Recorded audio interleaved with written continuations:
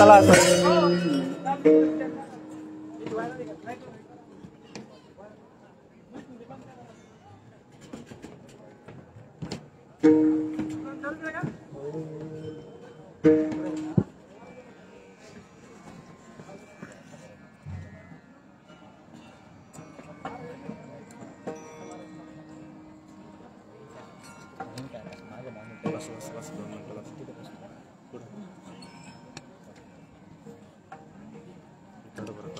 Hello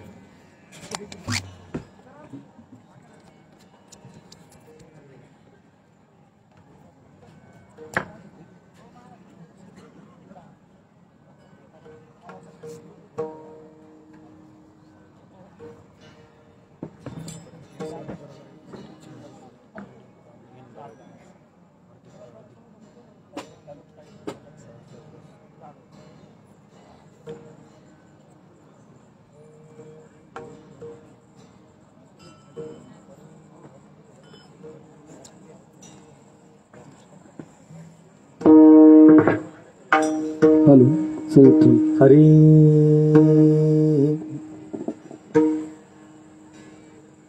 Hari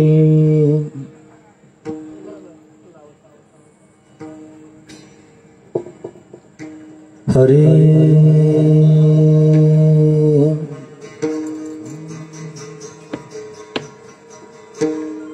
Ram Krishna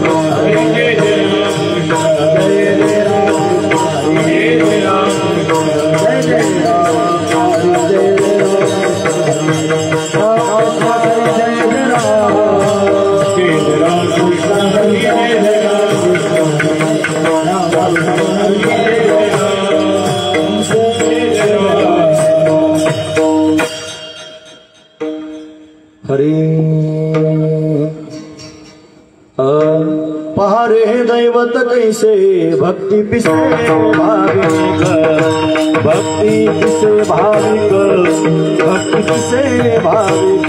पहारे दैवत कैसे भक्ति पिसे भाविक, भक्ति पिसे भाविक, भक्ति पिसे भाविक। पहारे दैवत कैसे कैसे भक्ति किसे भाविक भक्ति किसे भाविक भक्ति किसे भाविक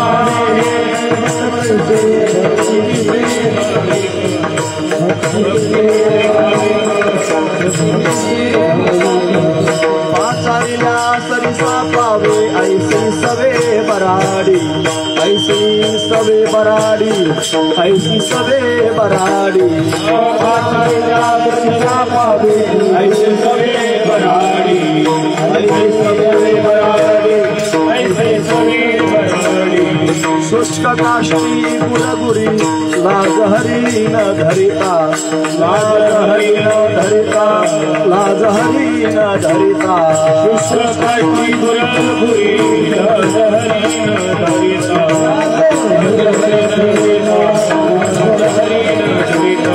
पाचारिया सरिसा पावे ऐसी सबे बराडी ऐसी सबे बराडी ऐसी सबे बराडी सरिसे पावे ऐसी सबे बराडी ऐसी सबे बराडी ऐसी सबे बराडी सामने अर्धनारी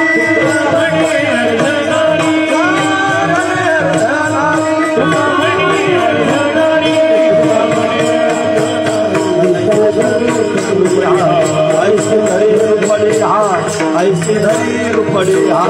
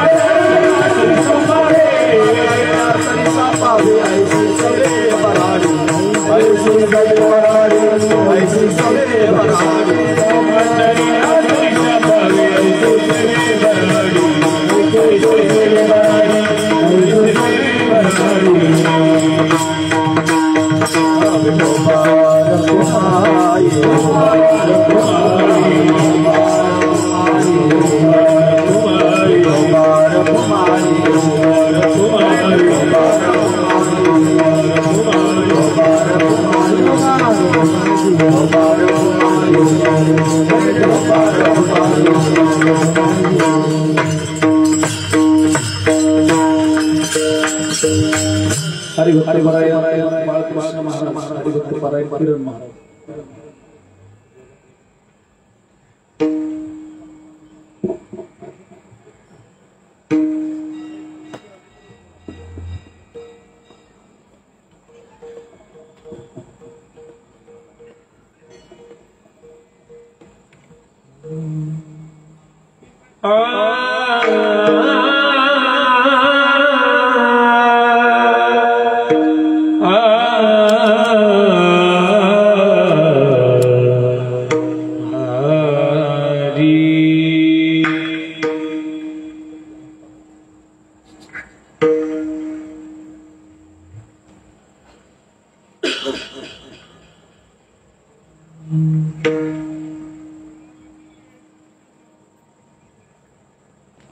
पहरे दैवत कैसे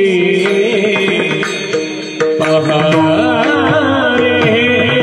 दैवत कैसे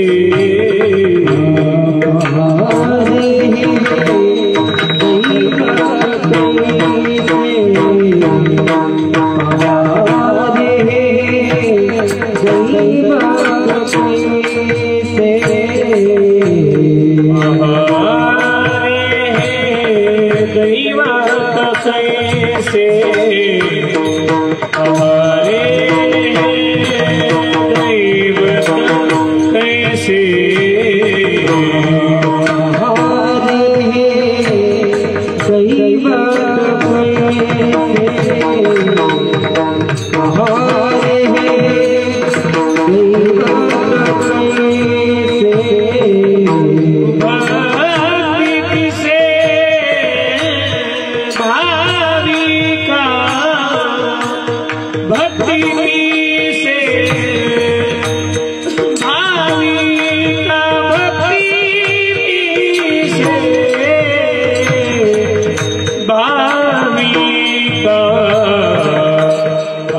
आचारिया सरी से पावे आचारिया सरी से पावे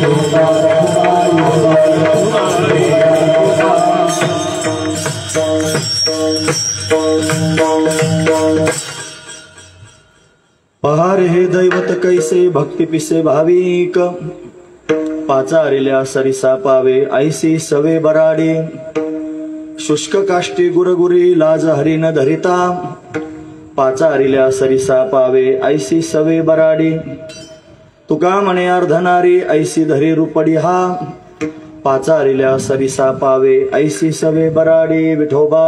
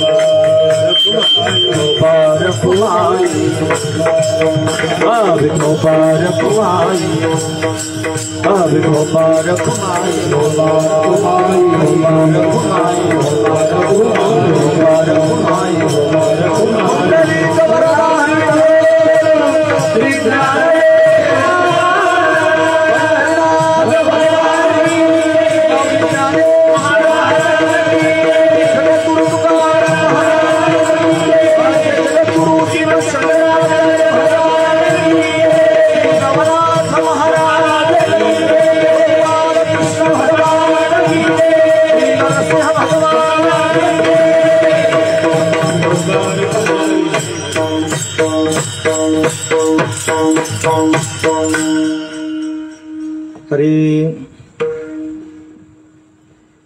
पहारे हे दैवत कैसे भक्ती पिसे भाविक पाचारिल्या सरिसा पावे ऐसी सवे बराडी प्रस्तुत प्रसंगी कीर्तन रूपी सेवेकरिता निवडलेला अभंग जगद्गुरु जगतवंदनीय सर्वांच्या अंतकरणाचा अधिष्ठान असणारे माऊली तुकोबाराय यांचा 4 चरणांचा आणि भगवंताचा स्वभाव त्याचं दिव्य कार्य त्यांनी वर्णन करून सांगणाऱ्या अशा पद्धतीचा अभंग आहे। या अभंगामध्ये माऊली तुकोबाराय आपल्याला काय प्रतिपादन करून सांगतात तत्पूर्वी आपण एकदा संतांना नमन करू। श्री संतांची माता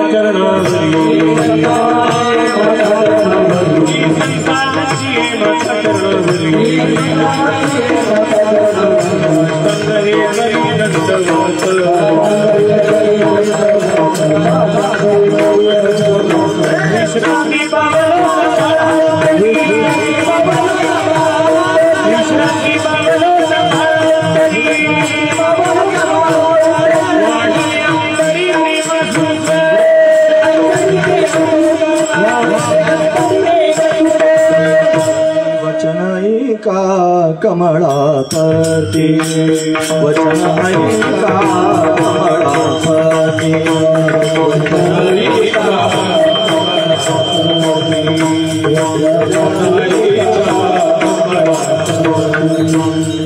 मजरंताची वीणा सेवकाची विनंती कर जोडितो कधी काही आपण सागे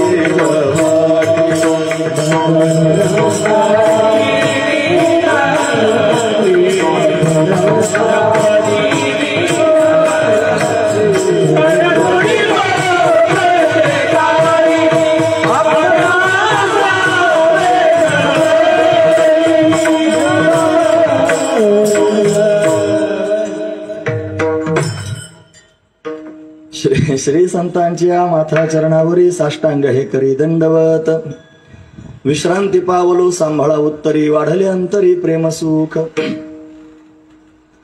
पहारे हे दैवत कैसे भक्ती पिसे भाविक पाचारिल्या सरिसा पावे ऐसी सवे बराडी.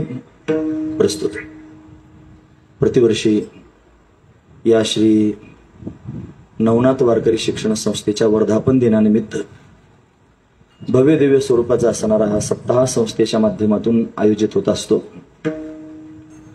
विठ्ठल महाराज अतिशय सुंदर ही त्यांनी शोभायमान असणारी छबी सर्वांच्या समोर उभी करतात.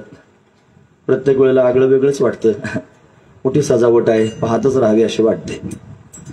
त्याच्यात कीर्तनकार बसून आणल्यावर त्या कीर्तनकाराला नवरदेव झाल्यासारखंच वाटत असेल. मला नवरदेव झाल्यासारखं वाटतंय असं होऊ शकतं महाराज. म्हणून चांगलं आहे, त्याला तरी कधी बसायला भेटायचं. न सुंदर असणारी सजावट आहे. पोरे त्यांनी सुंदर उड्या मारतायत. फार छान असणारा दिव्य असणारा हा सोहळा आहे. त्याच्यात अजून औचित्य जर काय असेल तर जगद्गुरु श्री संत तुकोबारा यांच्या सदैव वैकुंठ गमनाला 375 वर्ष त्यांनी पूर्ण झाले. म्हणजे त्रिशतकोत्तर अमृत महोत्सवी वर्ष आहे. आणि माऊली महावैष्णव भगवान ज्ञानोबा यांच्या अवताराला ज्ञानोबा जे प्रत्यक्ष प्रगट झाले त्याला त्यांनी 750 वर्ष झालेले आहेत. तो त्यांनी सुवर्ण महोत्सवी सोहळा त्यांनी संपूर्ण महाराष्ट्रामध्ये या दोन्ही महापुरुषांचे सोहळे संपन्न होतात. पण आपल्या संस्थेचं वर्धापन जगद्गुरु तुकोबा यांच्या सदैव वैकुंठ गमन सोहळा आणि ज्ञानोबा यांचं त्यांनी अवतरण या सगळ्या गोष्टींचं एकत्रीकरण झालं आणि दिव्य असणारा हा सोहळा आपल्याला त्यांनी पाहायला मिळतोय. म्हणून आपण सर्वजण भाग्यवान आहोत की आपले हे सोहळे पाहायला मिळाले महाराज. खरंच तेवढे दिव्य त्यांनी सोहळे ठिकठिकाणी त्यांनी होत आहेत. अनेक ठिकाणी अनेक क्षेत्रांमध्ये मोठमोठे कार्यक्रम त्यांनी सुरू आहेत. जगद्गुरु तुकोबा यांच्या प्रित्यर्थ आणि देहू गावामध्ये भंडारा डोंगराच्या पायथ्याला तिकडं गणपती बाप्पांच्या गाव सिद्धटेकला, त्याच्यानंतर आपल्या अकोळनेरला आणि आता ओतूरला त्यांनी महाराज देहू संस्थांच्या वतीनं आदरणीय श्री माऊली महाराजांच्या आणि संगनमतानं आणि एवढा मोठा सोहळा तुकोबा यांचा त्यांनी झाला. अवर्णनीय त्यांनी सोहळे संपन्न झालेले आहेत. आणि त्याचबरोबर ज्ञानोबा यांचे सुद्धा सोहळे आता सुरू आहेत. अलंकापुरामध्ये फार मोठा सोहळा आता सध्या सुरू आहे. अनेक मंडळी त्या ठिकाणी वास्तव्याला थांबून त्याचा आनंद घेत आहेत. यानंतर आणखी त्यांनी महापुरुषांनी हे सोहळे आयोजित केलेले आहेत. साधकाश्रमामध्ये आणि श्री साखरे महाराजांच्या त्या परंपरेमध्ये सुद्धा आणि ज्ञानोबा यांच्या त्या सोहळ्याला त्यांनी आपण सर्वजण हजर राहू शकतो. एवढा भव्य दिव्य सोहळा तिथं संपन्न होणार आहे. पण आपणही आपल्या गावामध्ये का करू नयेत हे सोहळे या उद्देशानं हा दिव्य असणारा सोहळा या ठिकाणी संपन्न होतोय. त्या सोहळ्यातील या सप्ताहातील 6व्या क्रमांकाची असणारी भगवंताची कीर्तन रूपी सेवा ही अकारण करुणा वरुणालय भक्तकाम कल्पद्रुम भगवान पांडुरंग परमात्म्याच्या अथांग करुणेनं त्याच्या दयेनं या सर्व संयोजक मंडळींच्या माध्यमातून ग्रामस्थांच्या माध्यमातून आमच्या वाटेला आलेले आहे. खरं तर विठ्ठल महाराजांचं म्हणणं होतं काल्याचं कीर्तन करावं, पण त्या दिवशी आम्हाला कीर्तनाची सेवा होती आणि ते कीर्तन संध्याकाळी होणार आहे. म्हणले मग जागराचं कीर्तन करा उद्याचं. मग जागराचं कीर्तन करायचं, पण एक महाराज जे उद्या कीर्तन करण्याकरिता येणार आहेत त्यांची तारीख त्याच्यात बसत नव्हती. म्हणून त्यांनी आजची कीर्तन सेवा आपला घरचाच कार्यक्रम आहे, आपण केव्हाही सेवा केली नाही सेवा केली तरी पण तो कार्यक्रम आपलाच आहे, हा त्यातला भाव आहे. म्हणून थोडीशी अल्पशी सेवा आपल्याला या ठिकाणी करायची आहे. पुन्हा महत्वाचा मुद्दा सांगतो. एवढ्या 3 पर्वण्या आपण या ठिकाणी पाहिल्या. म्हणजे हा संस्थेचा वर्धापन दिन, जगद्गुरु तुकोबा ज्ञानोबा यांचा सोहळा, त्याच्यात आजचा जो दिवस आहे तो फार महत्वाचा दिवस आहे. आपल्या हिंदू धर्म सनातन वैदिक धर्म परंपरेमध्ये आणि 5 मुख्य पर्वण्या मानल्या जातात. 5 पर्वण्या. त्याच्यामध्ये रामनवमी मानली जाते, गोकुळाष्टमी मानली जाते, वामन जयंती मानली जाते, नरसिंह जयंती मानली जाते आणि महाशिवरात्री मानली जाते. अशा ज्या 5 मुख्य पर्वण्या आहेत त्याच्यापैकी आज नरसिंह जयंतीची मुख्य पर्वणी आहे आणि आज नरसिंह भगवान प्रत्यक्ष त्यांनी प्रगट झालेले आहेत आणि तो सोहळा आपण सर्वजण साजरा करतो. हे जे 5 पर्व आहेत ना, हे वारकऱ्यांनी एकादशी सारखे त्यांनी साजरे केले पाहिजेत. एकादशीला जसं त्यांनी उपवास धरला पाहिजे पूर्ण न सोडण्याचा उपवास, तसं नरसिंह जयंतीचा, वामन जयंतीचा, रामनवमीचा, गोकुळाष्टमीचा हे जे उपवास आहेत ते त्यांनी एकादशी सारखे धरले पाहिजेत. असा नियम आहे मला त्याचा. आता जे ज्यांना ज्ञात आहे, ज्यांना माहित आहे त्यांनी धरला असेल, ज्यांना माहित नाही त्यांनी या वर्षी जर धरला नसेल तर पुढच्या वर्षी नक्की धरा.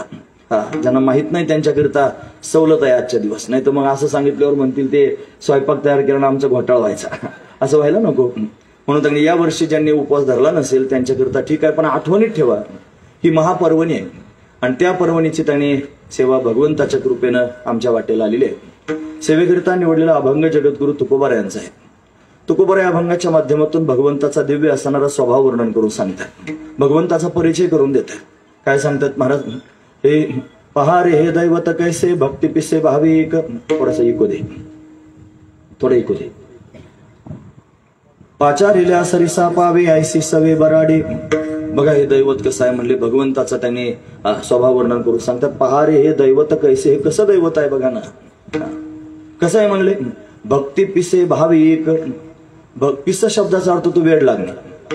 या देवाला भक्तीचं वेड लागलेलं आहे आणि हा देव भाविक आहे. भक्ती पिसे भाविक म्हणून त्यांनी देवाकरिता चाललेलं वर्णन आहे महाराज. भाविक हा शब्द नाही, भाविक, तो भाविक आहे. भक्ती पिसे भाविक. काय करतो भाविक झालं म्हणजे तो भक्तांनी त्याला बोलावलं रे बोलावलं की ज्या क्षणाला भक्त बोलावतील त्या क्षणाला हजर होतो. पाचारिल्या सरिसा पावे. पाचारण करणे म्हणजे बोलावणे आणि सरिसा म्हणजे ताबडतोब, बोलावल्याबरोबर. पाचारिल्या सरिसा पावे म्हणजे येतो, प्राप्त होतो. पाचारिल्या सरिसा पावे. ऐसी सवे बराडी. अशी त्याची भोळी भाबडी सवय आहे. बराडी म्हणजे भोळी भाबडी आणि सवय म्हणजे सवय. अशी त्या भगवंताची ही भोळी भाबडी सवय आहे महाराज की त्याला बोलावल्याबरोबर भगवान तातडीनं त्यांनी प्रत्यक्ष प्रगट होतो. एखादं उदाहरण तरी सांगा म्हणले. शुष्क काष्टी गुरगुरी लाज हरी न धरिता. शुष्क म्हणजे वाळलेलं, काष्ट म्हणजे लाकूड. वाळलेल्या लाकडातून लाज न धरता भगवान गुरगुर करत प्रगट होतो. शुष्क काष्टी गुरगुरी. लाज हरी तो श्रीहरी परमात्मा कोणत्याही प्रकारची लाज न धरता वाळलेल्या लाकडातून प्रगट होतो. लाज हरी न धरिता बोलावल्याबरोबर त्यांनी प्रगट होतो. पाचारेल्या सरिसा पावे ही त्याची सवयच आहे. एवढं त्यांनी रूप धारण करतो असं नाही, भक्तांकरता अनेक रूप धारण करतो. हा कधी कधी अर्धनारी नटेश्वराच्या रूपात प्रगट होतो. हा भक्तांकरता कधी मासा होतो, तर कधी कासव होतो, कधी वराह होतो. अशी अनेक रूप भगवान त्यांनी धारण करतो. आम्हासाठी अवतार मत्स्य कुर्मादी सुकर मोहे धाव घाली पान्हा नाम घेता पंढरी राणा. असा असणार हा परमात्मा कोठे न दिसे पाहता.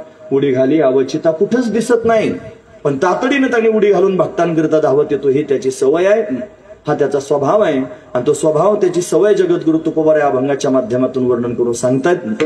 असा अभंगाचा सरळ अर्थ पाहण्याचा आपण प्रयत्न केला. विठोबा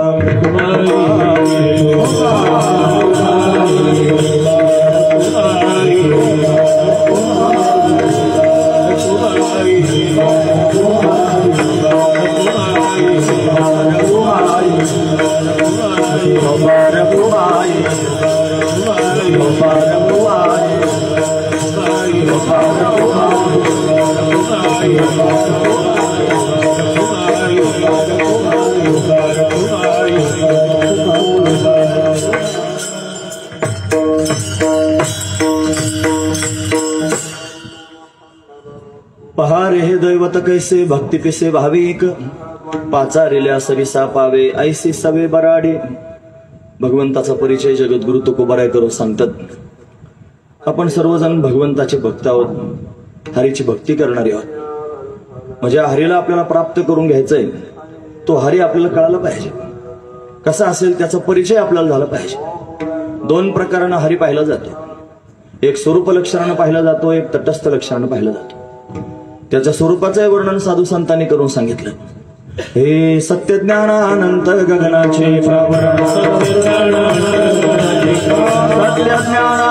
गगनाचे प्रावरण.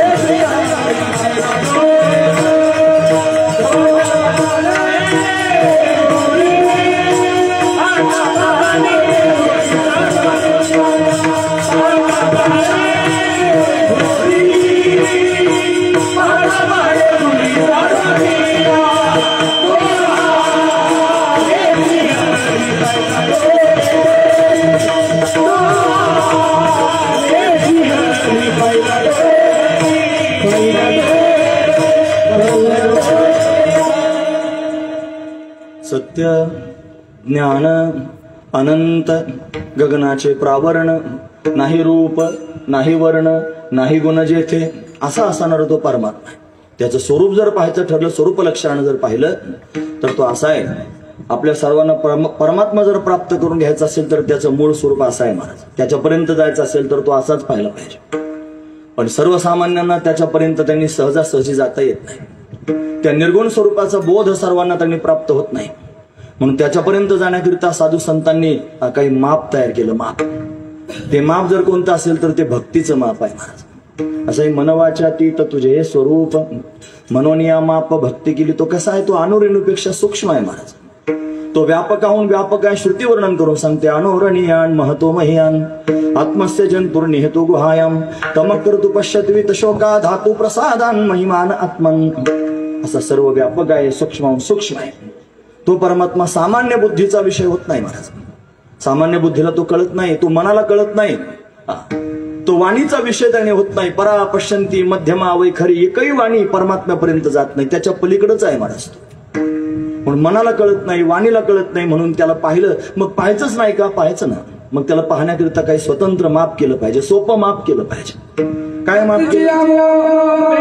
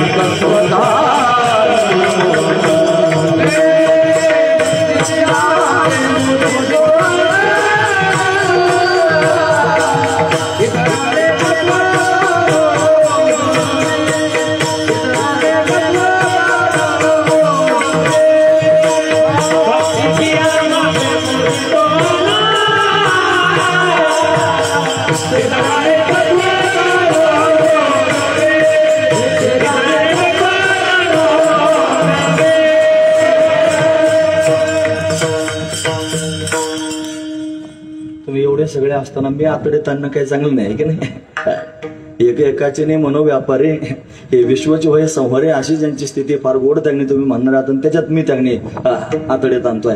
आता तुमच्यावरच सगळे सोडून देतो. असं कीर्तनकारानं प्रमाणापर्यंत त्यांनी जर टाळकऱ्यांना आणलं आणि टाळकऱ्यांना प्रमाणापर्यंत आणून जर टाळकऱ्यांनी प्रमाण दिलं तर मग कीर्तनकार त्याला माफ करीत नाही. माफ भक्तीची मापे मोजितो अनंत. मी बरोबर मापापर्यंत आणून ठेवलं महाराज. त्यांनी बरोबर मापात घेतलं. ते मापात बसलं बरोबर. भक्तीची मापे मोजितो अनंता इतराने तत्वता न मोजवे. म्हणून परमात्म्याला जर मोजायचं असेल तर तो मनानं कळत नाही, वाणीनं कळत नाही. महाराज म्हणतात मन वाचातीत तुझे हे स्वरूप. तुझं स्वरूप मनाच्या पलीकडचं आहे. तुझं स्वरूप वाणीच्या पलीकडचं आहे. मन वाचातीत तुझे हे स्वरूप मनोनिया माप भक्ती केली. म्हणून तर त्यांनी भक्तीचं माप केलं. मग काय करत आहात? भक्तीची मापे मोजितो अनंता इतराने तत्वता न मोजवे. भक्तीच्याच मापानं अनंत असणाऱ्या परमात्म्याला मोजतो, इतर मापांनी त्याला मोजताच येत नाही. महत्वाची गोष्ट आहे. म्हणून त्यांनी त्याला भक्तीनं आकळता येतं. त्याला सगुण स्वरूपामध्ये पाहून त्याचं भजन केलं पाहिजे, त्याची भक्ती केली पाहिजे. मग सगुणी भजता निर्गुणी पावले. सगुणाचं भजन केलं की निर्गुणापर्यंत जाता येतं महाराज. म्हणून तोच त्यांनी परमात्मा साधू संतांनी खळं करून डोळ्यासमोर उभा केला.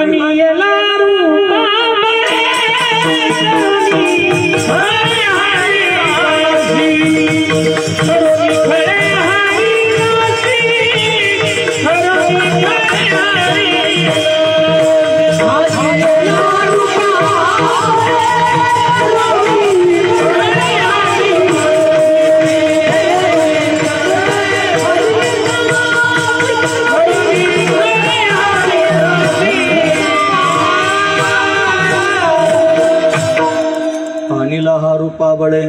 हा बळजबरीने रूपाला आणला. जो निर्गुण आहे तो रूपाला आणला आणि बळच त्यांनी अशा पद्धतीने आणला. काय केलं करावं लागलं असेल रूपाला आणण्याकरिता? करुणी खळे. खळं करणं म्हणजे कष्ट करणं. महत्वाची गोष्ट आहे, कष्ट करणं. आता खळे राहिलेच नाहीत महाराज. आता ते उपनेर आले की नाही सगळे. त्याच्यामुळे खळ्याचं काही कामच राहिलं नाही. म्हणजे त्यांनी ते धान्य पेरायचं, उगवायचं, राखायचं, त्याच्यानंतर ते मोडायचं, त्याच्यानंतर ते काढायचं, त्याच्या पेंड्या बांधायच्या, त्या वाहायच्या, ते त्यांनी अशा पद्धतीने खळ्यात नेऊन टाकायचं, मग त्याच्यावर बैल फिरवायचे. त्या बैलानं जर त्याच्याशी शू केली तर घोटाळा, पुन्हा त्याच्या मागे घमेलं घेऊन हिंडायचं. अशी अवस्था. एवढे कष्ट आहेत महाराज. मग ते तोडवायचं त्याच्या खाली, मग ते परत उफणायचं, उफणल्यानंतर पोत्यात भरायचं, पोत्यात भरून त्यांनी गाडीत घालायचं बैलगाडीत, तर मग घरी आणून कणगीत घालायचं. हे सगळं त्यांनी खळच आहे. मग लोक म्हणतात उरकलं खळ, म्हणजे कष्ट सांगायचे. एवढे कष्ट आहे. साधू संतांनी निर्गुण परमात्म्याला सगुण साकार करून डोळ्यासमोर उभं केलं. कसं करता आलं असेल, कष्ट घेतले हे सांगायचंय. करुणी खळे हरिदासी, म्हणून तो निर्गुण निराकार असणारा परमात्मा भक्तांकरता सगुण साकार झाला. आला नावा रूपा तुका म्हणे झाला सोपा, जो अतिशय सोपा झाला. तो सहजासहजी न करणारा परमात्मा, सामान्य बुद्धीचा विषय न होणारा परमात्मा, आणि तो भक्तांकरता सगुण साकार होऊन प्रत्यक्ष प्रगट होतो. ज्याला ज्या रूपात पाहायचं असेल त्या रूपात प्रगट होतो. ज्याला जसा त्यांनी देव हवा असेल तो त्याच पद्धतीने भक्तांच्या समोर प्रगट होतो महाराज. त्याचा तो स्वभावच आहे, त्याची ती रीत आहे महाराज. आपण फक्त त्याचं भक्त झालं पाहिजे. आपण त्याचं भक्त होऊन त्याचं चिंतन केलं पाहिजे. याच्या आधी तिथं कीर्तन केलं होतं मागच्या सप्ताहातलं, चिंतनाची जोडी हाची लाभ घडो घडी, तुम्ही बैसोनी अंतरी मज जागवा निर्धारी, असं चिंतन होतं. भगवंताचं चिंतन केलं पाहिजे. त्याचं ज्या रूपाचं आपल्याला त्यांनी ध्यान करायचंय, जे रूप आपल्याला अतिशय प्रिय वाटतं त्या रूपाचं आपण जर चिंतन केलं तर परमात्मा त्या पद्धतीने रूप धारण करून आपल्या समोर प्रगट होतो. होय भक्ती केला तैसा पूर्वी धरावी ती इच्छा. भक्ती केला तैसा म्हणजे तुम्ही जशी भक्ती कराल तसा होतो असा अर्थ नाही. जसा भक्तांनी केला तसा होतो. होय भक्ती म्हणजे भक्तांनी जसा केला तसा परमात्मा त्यांनी प्रगट होतो आणि भक्तांकरता धावून येतो महाराज. पण आपल्या मनामध्ये हा भाव असला पाहिजे की आपल्याला भगवंताची प्राप्ती करून घ्यायची. आपल्याला त्यांनी परमात्मा पाहायचा आहे, आपल्याला परमात्मा भेटला पाहिजे. आपण त्यांनी परमार्थ करतो, परमात्म्याच्या प्राप्ती करताच परमार्थ करतो. दुसरं काही उद्देश नाही महाराज परमार्थ करण्याचा. या माध्यमातून धन मान प्रतिष्ठा वैभव हे सगळं त्यांनी मिळवणं म्हणजे त्यांनी नगण्य गोष्टी आहेत. या माध्यमातून परमात्मा प्राप्त करून घेणं ही त्यांनी मुख्य असणारी गोष्ट आहे. मुख्य असणारा विषय परमात्मा प्राप्त करून घेणं. पण परमात्म्याच्या प्राप्तीकरता जर आपण निघालो असलो तर मग मात्र आपण अट्टहास केला पाहिजे. त्या परमात्म्यापर्यंत आपल्याला जाता आलं पाहिजे. पण त्याच्यापर्यंत जाण्याकरिता आधी आपल्याला त्याचा परिचय करून घ्यावा लागेल. एखाद्या व्यक्तीपर्यंत जर पोहोचायचं असेल तर त्याचा परिचय पण झाला पाहिजे. आता दोन रूपाने मी तुमच्या समोर त्याला सांगितलं. एक तर स्वरूप लक्षणानं सांगितलं, तटस्थ लक्षणानं सांगितलं. हा त्याचा परिचयच आहे महाराज. तो परिचय जर आपल्याला चांगला नसेल तर आपल्याला त्यांनी मग तो मनुष्य आपल्या जवळ असला तरी पण आपल्याला कळणार नाही हा तोच मनुष्य आहे. एक जण त्यांनी एका अमक्या गावामध्ये फलाण्या माणसाला भेटायला निघाला. आता गाव कशाला कोणत्या गावाचं नाव सांगायचं, आमकं गाव, आणि कोण्या माणसाला भेटायला निघालं फलाण्या माणसाला भेटायला निघाला. आणि तो एसटीत बसून प्रवास करत होता. आणि ज्याला भेटायला जायचं कर्म धर्म संयोगाने त्याच ती गाडी त्या गावाला चालली होती. ज्याला भेटायला जायचं तो त्या गाडीत बसला होता. त्या खिडकीत त्यांनी बसला, हा त्यांनी गेला पाठीमागून. आणि गेल्यानंतर त्यांनी महाराज कुठे जागा शोधायची तर तो त्याच्याच शेजारी जाऊन बसला. आता दोघं जण गप्पा, आता माहित नाही याच्याकडेच जायचं आपल्याला म्हणून. त्याचा परिचय नव्हता महाराज अजिबात. आणि तो त्यांनी महाराज अशा पद्धतीने शेजारी बसला. गप्पा रंगल्या, पाकिस्तानचं युद्ध चालू झालंय म्हणले आता, आणि एवढे त्यांनी मिसाईल टाकली, अमुक झालं फलन झालं, भरपूर त्यांनी गप्पा रंगल्या. गप्पा रंगल्यानंतर त्या गप्पाच्या नादात त्यांनी गाडी त्या ठिकाणापर्यंत सुद्धा गेली. गेल्यानंतर ज्या मनुष्याच्या घरी जायचं तो आपला त्याला कोणी घ्यायला आला तो निघून गेला त्याच्या घरी. यानं तिथून त्यांनी गाडी केली. गाडी करून त्याच माणसाच्या घरी पोहोचला. आणि तिथं गेल्यानंतर त्यांनी दरवाजा बेल वाजवली आणि तोच माणूस दार उघडायला आला. अरे म्हणे तुम्ही कसं काय इकडे आले? म्हणे माझंच घर आहे. अरे मग मी तुम्हालाच भेटायला आलो. मग 3 तास गप्पा मारल्या. साऱ्या गप्पा पाकिस्तानात नेऊन घातल्या. अजिबात त्यांनी काही हाताला लागलं नाही. ज्याचा परिचय त्यांनी, ज्याला भेटायला जायचं त्याचा परिचय झाला नाही, हा महत्वाचा विचार आहे. तात्पर्य मला एवढंच सांगायचं, त्याचा जर आधी परिचय असता तर तिथंच त्यांनी महाराज कळाला असता हा तोच माणूस आहे. तसा देव आपल्या जवळच आहे. पण आपल्या जवळ असून फक्त आपल्याला त्याचा परिचय नाही. तो परिचय नसल्या कारणाने त्यांनी महाराज जवळ असून आपल्याला कळत नाही महाराज. तैसा हृदयामध्ये मी रामू असता सकळ सुखाचा रामू, का भ्रांता शिकामो विषयावरी, मी सर्वांच्या हृदयातच आहे. म्हणून एरवी सर्वांच्या हृदय देशी मी अमुका आहे ऐसी, जे बुद्धीस पुरे अहर्निशी ते वस्तुगामी. सर्वांच्या हृदयात परमात्मा विद्यमान आहे. सर्वा घटी राम देहादेही एक, सूर्यप्रकाशक सहस्रश्मी. जसं आपल्या हृदयात सर्वांमध्ये त्यांनी भरले. नवे नवे देव झाले अवघे जन, दोष गुण हरपले. सगळ्यांमध्ये परमात्माच परमात्मा भरले, पण त्याचा आपल्याला परिचय नाही. तो परिचय आपल्याला त्यांनी होणं अतिशय गरजेची गोष्ट आहे. म्हणून देव येत असतो, फक्त त्याला ओळखता आलं पाहिजे. त्याला ओळखण्याची खूण साधू संतांनी त्यांनी आपल्याला सांगितली पाहिजे. एक मनुष्य भगवंताची फार भक्ती करत होतो. तुम्ही ऐकतात ना सर्वजण, महत्वाचा मुद्दा सांग. फार भक्ती करत होतो. अट्टहास भगवंताच्या भेटी करत होता. देव आला पाहिजे, देव भेटला पाहिजे. एक दिवशी देव त्यांनी स्वप्नात आला आणि देवाचा आवाज ऐकू आला फक्त आकाशवाणी सारखा. भक्ता उद्या सकाळी 11 वाजता मी तुला भेटायला येणार आहे. हा देव त्याने मी तुझ्या घरी जेवायला येणार आहे असं म्हणल्यावर त्याला एवढा आनंद झाला. मला देव आपल्या घरी येणार आहे, देव आपल्याला त्याने भेटायला येणार आहे. फार आनंद झाला. घाईघाईने सगळ्या लोकांना फोन फिरवले, उद्या सकाळी 11 वाजता देव येणार आहे. सगळ्यांनी या मंडपवाल्याला सांगितलं, मंडप घातला, एवढे लोक यायचे, सगळ्यांना आमंत्रण दिले, देव यायचा, सगळ्यांनी या स्वयंपाकाची तयारी केली, सगळं काय झालं. आणि 11 त्यांनी वाजायला लागली, वाट पाहायला लागला, देव आता येणार आहे, देव आता येणार आहे. देव आला महाराज. तो आला आणि आल्यानंतर त्यांनी एका भिकाऱ्याच्या रूपात आला. तो म्हणला मला फार भूक लागली, काहीतरी खायला द्या ना. तो म्हणला देतो ना, खाण्याकरता सगळा स्वयंपाक तयार केलेला आहे, फक्त देव येऊ दे.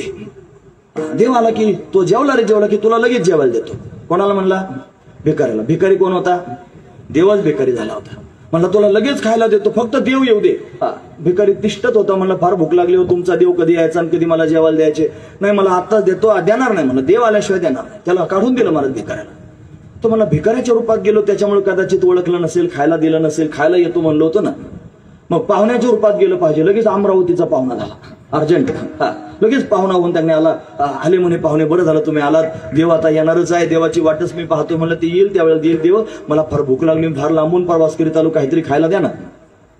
पाहुण्याला म्हणले बघा देव आल्याशिवाय नाही द्या, देवाकरता केलं नाही स्वयंपाक, मग देव आलं की नंतर तुम्हाला खायला देतो, असं नाही देणार. ते पाहुण्याला दिलं नाही म्हणत, का तर काय करायचं, भिकाऱ्याला दिलं नाही, पाहुण्याच्या रूपात देवाला दिलं नाही. देवानेच विचार केला असं खायला देत नाही, मी त्याला वचन दिलं खाण्याकरता येतो, आणि आम्हाला ओळखायला तयार नाही. देवानं कुत्र्याचं रूप धारण केलं, मोठे डेगी भरून ठेवल्या होत्या, लापशीच्या भाताच्या सांबर सगळं तयार करून ठेवलं होतं. देव येणार, देव येणार, आधी देवाला नैवेद्य दाखवायचा, मग सगळ्या लोकांना जीव घालायचं. देव कुत्र्याच्या रूपात आला आणि आल्यानंतर त्यांनी महाराज त्या डेगीतच तोंड घातलं लापशीच्या. खायला त्यानं वचन दिलं तर मी खायला येणार आहे तुझ्या घरी, लापशीत तोंड घातलं, याने पाहिलं महाराज. असं लाकूड घेतलं मोठं आणि त्या कुत्र्याच्या मागं पळाला, असं दणकून त्यांनी लाकूड घातलं त्याच्या पेचकाटात, ते क्याव क्याव करीत पळालं महाराज. 11चे 12 झाले, 12चा 1 झाला, 4 वाजले, 5 वाजले, तर लोक सगळे निघून गेले. स्वयंपाक तसाच, मंडप तसाच, सगळ्या गोष्टी तसा. देव आला नाही. असा राग आला त्याला. म्हणला स्वप्नात येऊन सांगितलं उद्या येतो, अजून आला नाही. एवढ्या लोक त्यांनी माझी चव घातली, मला आबरू घालवायचं काम केलं, सगळे लोक मला नावं ठेवायला लागले. काय करायचं? झोपला परत. उपाशीच झोपला. परत स्वप्न पडलं. भक्ता बोल नको म्हणला अजिबात. काल शहाणपणा करायला आला, म्हणलं तुला 11 वाजता भेटायला येतो, तुझ्या घरी जेवायला येतो, आलाच नाही. म्हणले तू असं नको करू. म्हणलं 3 बारे आलो तू, 3दा. म्हणलं एकदा अमरावतीचा पाहुणा झालो, तो मला जेवायला दिलं नाही. भिकारी होऊन आलो आधी, त्यावेळेला मला जेवायला दिलं नाही. मी विचार केला तुला वचन दिलं तुझ्या घरचं खाऊन जावा, एखादा घास तरी खावा म्हणून. कुत्र होऊन त्याने आलो तर लाकडाने हाणलं मला, अजून दुखतंय पेच काटात, आणि तो मला खायला सुद्धा दिलं नाही. खरं सांगा देव आलता का नाही? देव त्याच्या घरी आला होता. जेवायचा प्रयत्न देवाने केला की नाही केला?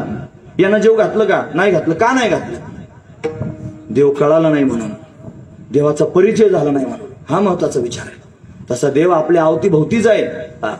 आपल्याला त्यांनी का भेटत नाही? आपल्याला कळत नाही म्हणून. महत्वाची गोष्ट आहे. तो कळायला पाहिजे कसा आहे देव, त्याचा स्वभाव कसा हे आपल्याला कळायला पाहिजे महाराज. त्याचा स्वभाव तो सच्चिदानंद घन हे आपल्याला स्वरूप लक्षणात पाहिल्यावर कळालं. तो सगुण साकार होऊन भक्तांच्या समोर त्यांनी प्रत्यक्ष प्रगट होतो. भागवतात त्याचं अनेक ठिकाणी वर्णन आहे. सच्चिदानंद रूपाय विश्वोत्पत्त्यादि हेतवे तापत्रय विनाशाय श्रीकृष्णाय वयन्नु महा. भगवंताचा परिचयच आहे महाराज. तुम्ही भागवत कथा ऐकतात ना दुपारच्या सत्रामध्ये, आदरणीय श्री दत्त महाराज सुंदर त्यांनी भागवत कथा सांगतायत. दुपार असली म्हणून काय झालं, सगळ्यांनी कथा ऐकायला आलं पाहिजे मला. भागवत कथा ही भागवत कथाच असते. त्याच्यामध्ये प्रत्यक्ष भगवान येऊन बसत असतो. एवढं सामर्थ्य भागवताचं आहे. नका पाहू कोठे करा हरिकथा, तेथे अवचिता प्रगटेल. फक्त हरिकथा करा, तिथं परमात्मा प्रत्यक्ष प्रगट होतो. म्हणून त्यांनी या प्रांगणामध्ये हरिकथा होते, या प्रांगणामध्ये कीर्तन होत आहेत, परमात्मा प्रत्यक्ष या ठिकाणी उभा आहे. तेथे असे देव उभा जैसे समचरणांची शोभा. म्हणून कीर्तनामध्ये कथेमध्ये परमात्म्याला उभंच राहावं लागतं. हा त्यातला भाव आहे. म्हणून कथा अतिशय गोड आहे. त्या कथेमध्ये भगवंताचा परिचय सांगितला. तो सच्चिदानंद रूप आहे, तो विश्वाला निर्माण करणार आहे, तो 3 तापांचा नाश करणार आहे, तो श्रीकृष्ण रूपाने सर्वांना त्यांनी प्राप्त होऊ शकतो, भेटू शकतो, असं त्याचं वर्णन आहे महाराज. म्हणून तो त्यांनी भक्तांवर फार प्रेम करतो. तो त्यांनी ते भक्त म्हणतील त्याप्रमाणे त्यांनी त्यांच्या समोर उभा राहतो. कोणी जर राम रूपात पाहायचा प्रयत्न केला, कभी राम बन के कभी श्याम बन के चले आना प्रभुजी चले आना. राम कोण म्हणलं की कोदंड पाणी राम होऊन प्रत्यक्ष प्रगट होतो. तू श्याम होऊन ये म्हणलं की त्यांनी मुरलीधर असणारा श्याम होऊन प्रत्यक्ष त्यांनी प्रगट होतो. त्याला तो जर त्यांनी महाराज गणपतीच्या रूपात पाहायचा असेल तर तो सोंडच हलवीत होतो महाराज. हनुमंत हनुमंतरायांच्या रूपात पाहायचं म्हणलं की शेपटीचा त्यांनी कार्यक्रम असतो. शेपटी दणगट आहे मराठी, लंका सुद्धा जाळू शकते. भक्तांकरता काही करण्याकरिता कोणत्याही रूपामध्ये प्रत्यक्ष प्रगट होऊ शकतो. हा त्याचा भाव आहे महाराज. असा असणार हा परमात्मा, त्याचा स्वभाव कळायला पाहिजे. तो परमात्मा कसा आहे कळाला. साधा संसार जर करायचा असला ना तर संसार पती पत्नीचा संसार असतो. हा सुखाचा व्हावा असं जर वाटत असलं तर पत्नीला पतीचा स्वभाव कळावा, पती कसा आहे हे तिला कळावं. त्या पतीला त्यांनी पत्नीचा स्वभाव कळावा, ती पत्नी कशी आहे हे त्याला कळावं, परिचय व्हावा. दोघांचा परिचय झाला की संसार सुखाचा होत असतो. हा महत्वाचा विचार. अरे संसार सुखाचा करण्याकरिता जर पती पत्नीला एकमेकाचा परिचय व्हावा लागत असेल तर परमार्थ त्यांनी महाराज शिगेला जाण्याकरिता, परमार्थ पूर्णत्वाला जाण्याकरिता भक्ताला भगवंताचा परिचय व्हायला नको. महत्वाची गोष्ट आहे. तो परिचयच अतिशय महत्वाचा आहे. जगद्गुरु तुकोबारांना हे चांगल्यापैकी माहिती आहे आणि म्हणून तर त्यांनी महाराज भगवंताचा स्वभाव, भगवंताचा परिचय लोकांच्या समोर करून दिला पाहिजे. या उद्देशानं जगद्गुरु तुकोबाराय म्हणतात, बघा ना, ज्या देवाची आपण प्राप्ती करून घेण्याकरिता निघालो तो देव कसा आहे. तो त्याने किती विलक्षण होतो त्या परमात्म्याच्या ठिकाणी आहे. तो वेडा झालेला आहे भक्तांकरता, तो पिसा झालेला आहे भक्तांकरता. हे त्याच्या ठिकाणी असणारं दिव्यत्व आहे आणि ते दिव्यत्व जगद्गुरु तुकोबाराय सर्व लोकांच्या समोर सांगताय.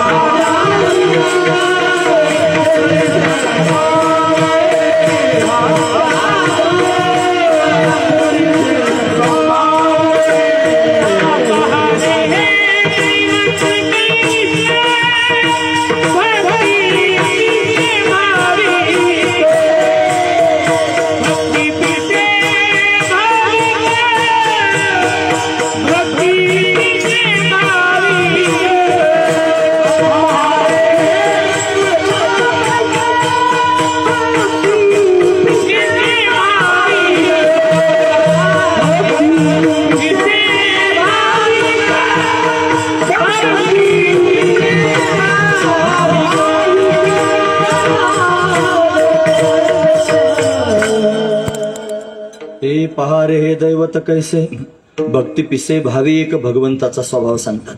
कसा आहे देव म्हणे, पहा कसा आहे हे दैवत, कसं आहे बघा. पहा रे हे दैवत कैसे, कसं आहे हे दैवत, कसं आहे म्हणले, भक्ती पिसे भावी एक.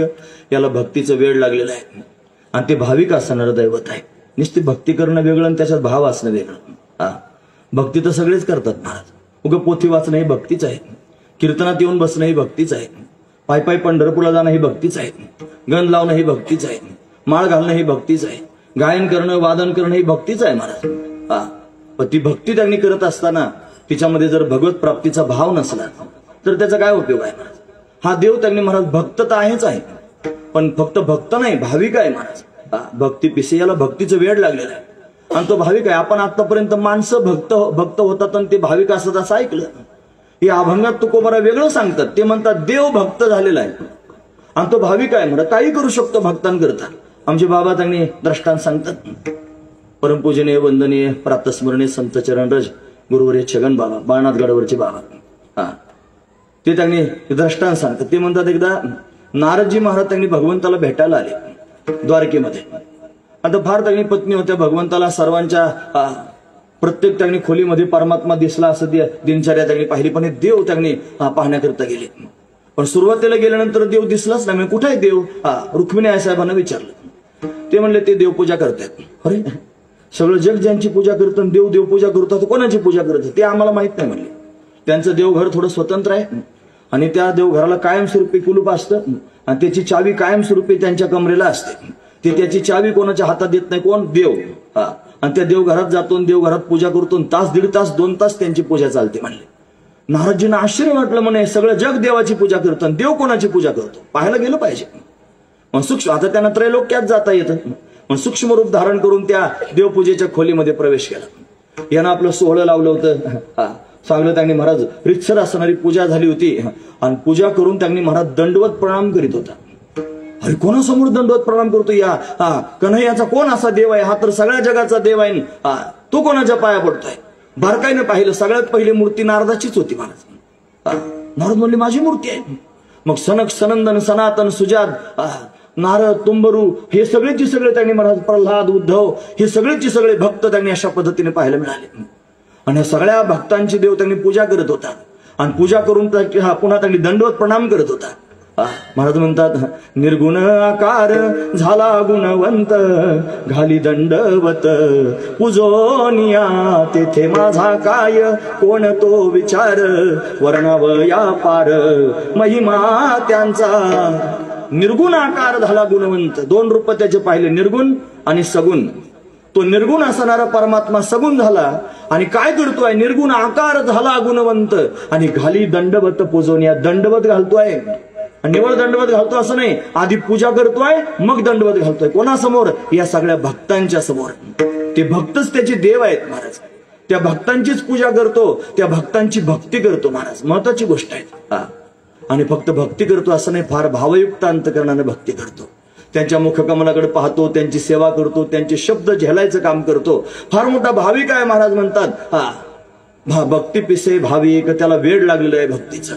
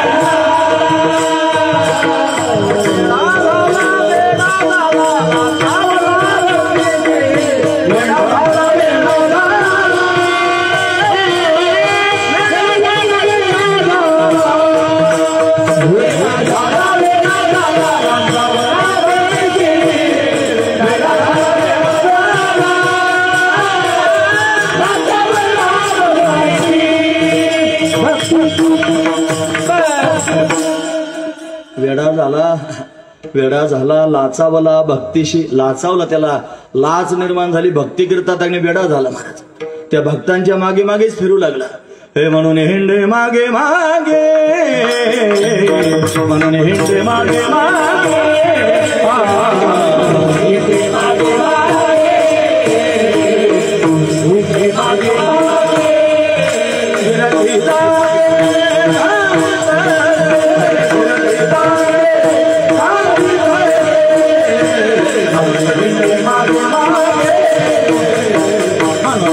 मागे मागे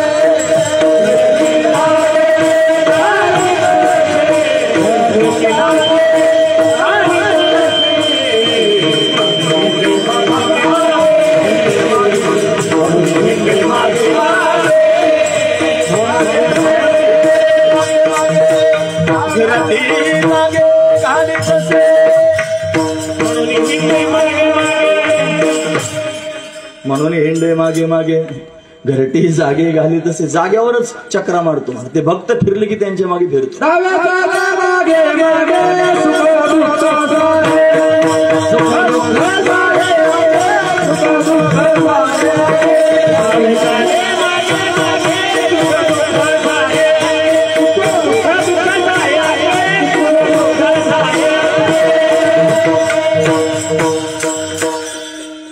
किती प्रमाण सांगावे धावे चाले मागे मागे सुख दुःख साहे अंगे म्हणून हिंडे मागे मागे घरटी जागे घाली तसे वेडा झाला लाचावला भक्तीशी वेड लागलं देवाला महाराज भक्तीचं या सुखा कारणे देव वेडावला वैकुंठ सोडवणे संत सदनी राहिला वेडाच झाला महाराज वैकुंठ सोडून दिलं आणि संतांच्याच घरी त्याने वास्तव्य करता आला का त्याने असं झालं असेल हे भक्त हे संत तसेच आहेत महाराज हरी तैसे हरीचे दास नाही काही भय चिंता आस काही भय नाही काही चिंता नाही काही आशा नाही काहीच मागायचं नाही काही मिळवायचं नाही त्याला काही त्यांनी मागत नाहीत महाराज फक्त त्याच्याकरिताच त्याचं चिंतन करतात त्यांना जगातल्या सगळ्या गोष्टी नगण्य त्यांनी अशा पद्धतीने वाटतात ते म्हणतात ब्रह्मादिक पदे दुःखाची शिराणी त्यांच्या दृष्टीनं ब्रह्मदेवासारख्याचं पद सुद्धा नगण्य आहे त्यांना बायको मागायची नाही पोरग मागायचं नाही घर मागायचं नाही संपत्ती मागायची नाही वैभव प्रतिष्ठा मागायची नाही मान सन्मान मागायचं नाही खायला मागायचं नाही ते म्हणतात न मिळो खावया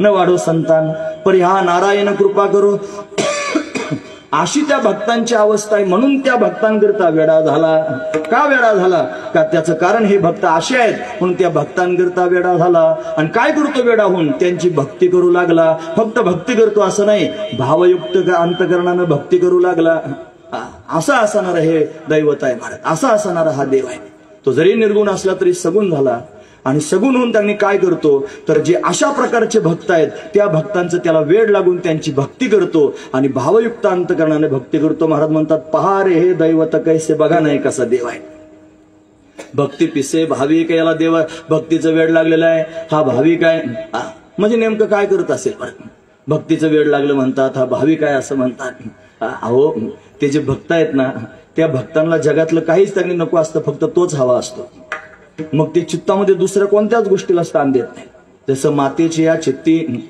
अवघी बालकाची व्याप्ती हे प्रमाण आपण पाहतो की नाही जसं तान्हं लेकरू त्यांनी आईचं असतं की नाही त्या आईच्या चित्तामध्ये कुठेही गेली तरी तिचं बाळच असतं महाराज माझं बाळ घरात झोपवलंय माझं बाळ रडत असेल का त्याला भूक लागली असेल का असं झालं असेल का सारखं त्यांनी त्या बाळाचं चिंतन ती आई करत असते तसं तो भक्त सुद्धा त्यांनी महाराज रात्रंदिवस फक्त भगवंताचं चिंतन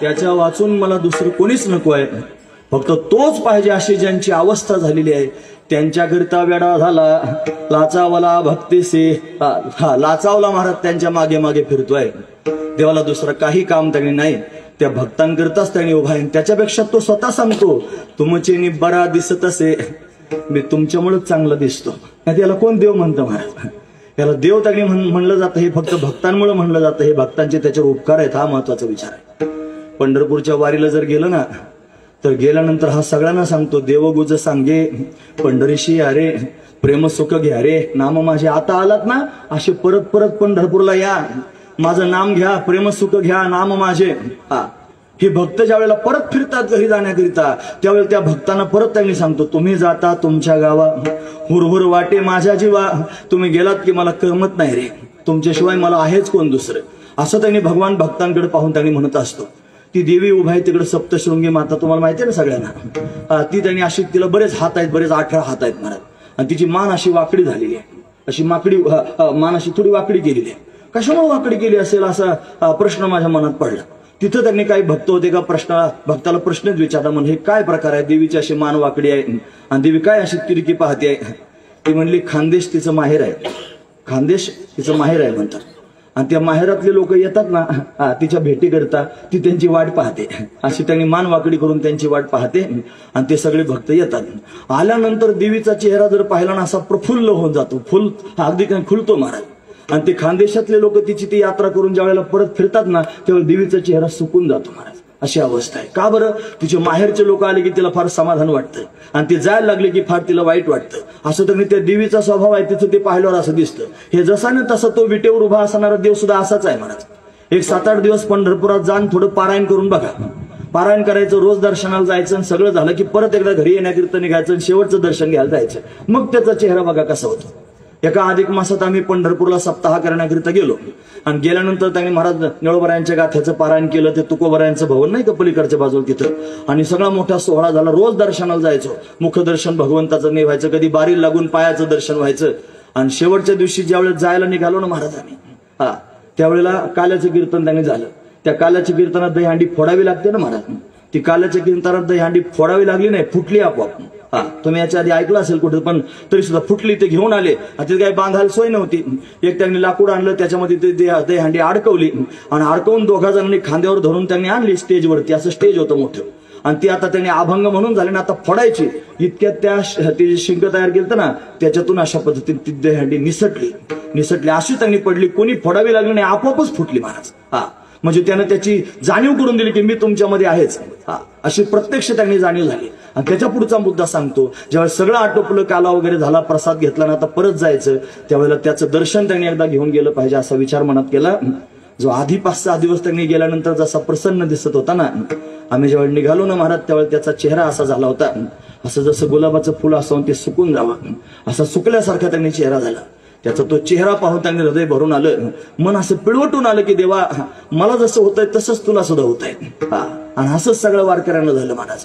तो भक्तांकरता त्यांनी व्याकुळ होतो, तो भक्तांकरता कासावीस होतो. त्या भक्तांनी जर दूर लोटलं तर त्यांच्या समोर त्यांनी व्याकुळ होऊन विनंत्या करायला सुरुवात करतो. काकुळती येतो हरी लाजा हरी, तो काकुळते क्षणभरी निवडिता, क्षणभर त्यांनी बाजूला केलं तर काकुळती येऊन त्या भक्तांकडे पाहत राहतो. अरे भक्तांनो, आम्हाला तुमच्यापासून वेगळं करू नका रे, तुमची मजा लागली सवय, तुमची मला सवय लागली आहे. ठाईचे नवे नहोगडी, ठाईचे म्हणजे आपण पूर्वीचेच गडी आहोत, नवीन नाहीत, आपण युगायुगापासून त्यांनी खेळतो आहोत, असं मला तुमच्यापासून बाजूला करू नका रे. कोण म्हणतं? देव म्हणतो. देव भक्तांकरता काकुळती येतो, देव भक्तांकरता व्याकुळ होतो.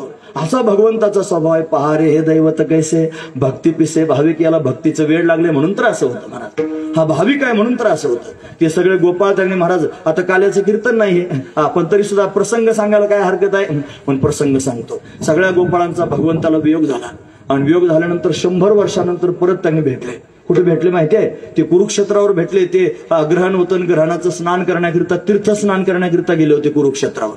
आणि तिथं त्यांनी गेल्यानंतर फार मोठी गर्दी होती. लोक तुडुंब त्यांनी त्या कुंडामध्ये स्नान करण्याकरिता, परशुरामानं तयार केलेले कुंड आहेत कुरुक्षेत्रावर, तिथं स्नान करण्याकरिता सगळेजण गेले होते. आता हे गोकुळातले गोपाळ पण आले. पेंद्या वरद्या वाकुड्या श्रीदाम सुदाम मधुमंगल मनसुख बोबड्या, हे सगळे आले होते. म्हणून ते मोठे मोठे झाले होते. 100 वर्षाचं त्यांचं वय होऊन गेलं होतं. द्वापार युगातली गोष्ट आहे. आणि ते सगळेजण स्नान करायला खाली होते आणि द्वारकाधीश भगवान त्यांनी स्नान करण्याकरिता आले. आता द्वारकाधीश म्हणल्यावर राजेशाही थाटात त्यांनी त्याला असं त्याच्यावर बसवलं होतं. ते गरगरा फिरत होतं, इकडून इकडून फटाकडे वाजत होते. असं द्वारकाधीशाला आणलं होतं. आणि मग तो द्वारकाधीश त्यांनी महाराज समोर न्यायला लागला. सगळे ते बाकीचे सेवक होते, बाजूला सरका बाजूला सरका, द्वारकाधीश आले द्वारकाधीश आले. हे होतेच महाराज तिथं ते गोपाळ सगळे. त्या गोपाळांना त्यांनी कळालं द्वारकाधीश आले, बाजूला सारखा. ते म्हणले सरकणार नाही. कोण रे तुमचा द्वारकाधीश? म्हणले माहित नाही, कृष्ण भगवान आलेले आहेत. कृष्ण म्हणलं की सगळे गोपाळ एकमेकाकडे पाहायला लागले. म्हणजे आपला कन्हवा तर नाही? हो म्हणे, कन्हैयाच आहे. मग काय करायचं, काहीतरी विशेष केलं पाहिजे ना. सगळ्यांनी जाळ्या धरल्या महाराज, आणि जाळ्या धरून जे म्हणत होते ना बाजूला सारखं, त्यांना म्हणले जा तुमच्या त्या द्वारकाधीशाला जाऊन सांगा रस्ता देत नाही, तिथं ते माणसं उभे आहेत, तुझे बाप उभे आहेत म्हणा, तिथं जा. आता हे वाईट शब्द आहेत महाराज, आणि ते देवाकरिता त्यांनी वापरले. ते म्हणले काय बावळट लोक आहेत म्हणे, खेडवड रस्ता अडवला आणि बाप उभे आहेत म्हणतात, गेले का नाही याला सांगायला. म्हणे देवा ते लोक त्यांनी उभे आहेत आणि रस्ता देत नाहीत, आणि असं त्यांनी सांगायला सुरुवात केली. म्हणले काय म्हणले ते म्हणले तुमच्या द्वारकाधीशाला जाऊन सांगा आम्ही रस्ता देणार, तुझे बाप तिथे उभे आहेत. असे शब्द ऐकले की भगवंताला कळालं महाराज या शब्दात माझ्याकरिता दुसरा कोणीच बोलू शकत नाही, फक्त माझे भक्तच असं म्हणू शकतात, माझे सवंगडी मित्रच असं म्हणू शकतात. असं म्हणलं की घाईघाईनं त्यांनी भगवान निघाला महाराज. उपरनं गळून पडलं, पायातले जोड्याचं ध्यान राहिलं नाही, पळतच सुटला. आणि तो पेंद्या वरद्या वाकुड्या श्रीराम त्यांनी सगळेजण पाहिले. एवढा आनंद देवाला झाला महाराज. त्यांच्या मागे मागे पळू लागला, त्यांना कडकडून मिठी मारू लागला, त्यांची आलाबाला घेऊ लागला, त्यांच्या मुखकमलाकडे पुन्हा पुन्हा पाहू लागला, आणि डोळ्यांमधून अश्रुधारा भगवंताच्या वाहू लागल्या. असं विलक्षण प्रेम भगवंताच्या अंतकरणात त्या भक्तांकरता उमडून वाहू लागलं. हा भगवंताच्या अंतकरणात भक्तांविषयी असणारा भाव आहे महाराज. त्या भावयुक्त अंतकरणाने भक्तांना अशा पद्धतीने भेटतोय, त्याला भक्तीचं वेड लागलेलं म्हणून म्हणतात महाराज पहा रे हे दैवत कैसे भक्ती पिसे भाविक, असं त्याला वेड लागले. काय करतो वेड लाग म्हणून, ते भक्त जेव्हा जेव्हा त्याला अंतकरणापासून बोलावतात ना महाराज, त्याने बोलावल्याबरोबर त्यांनी प्रत्यक्ष त्या भक्तांच्या समोर प्रगट होतो, धावतच येतो. ही त्याची भोळी भाबडी सवय आहे महाराज वर्णन करून सांगतात.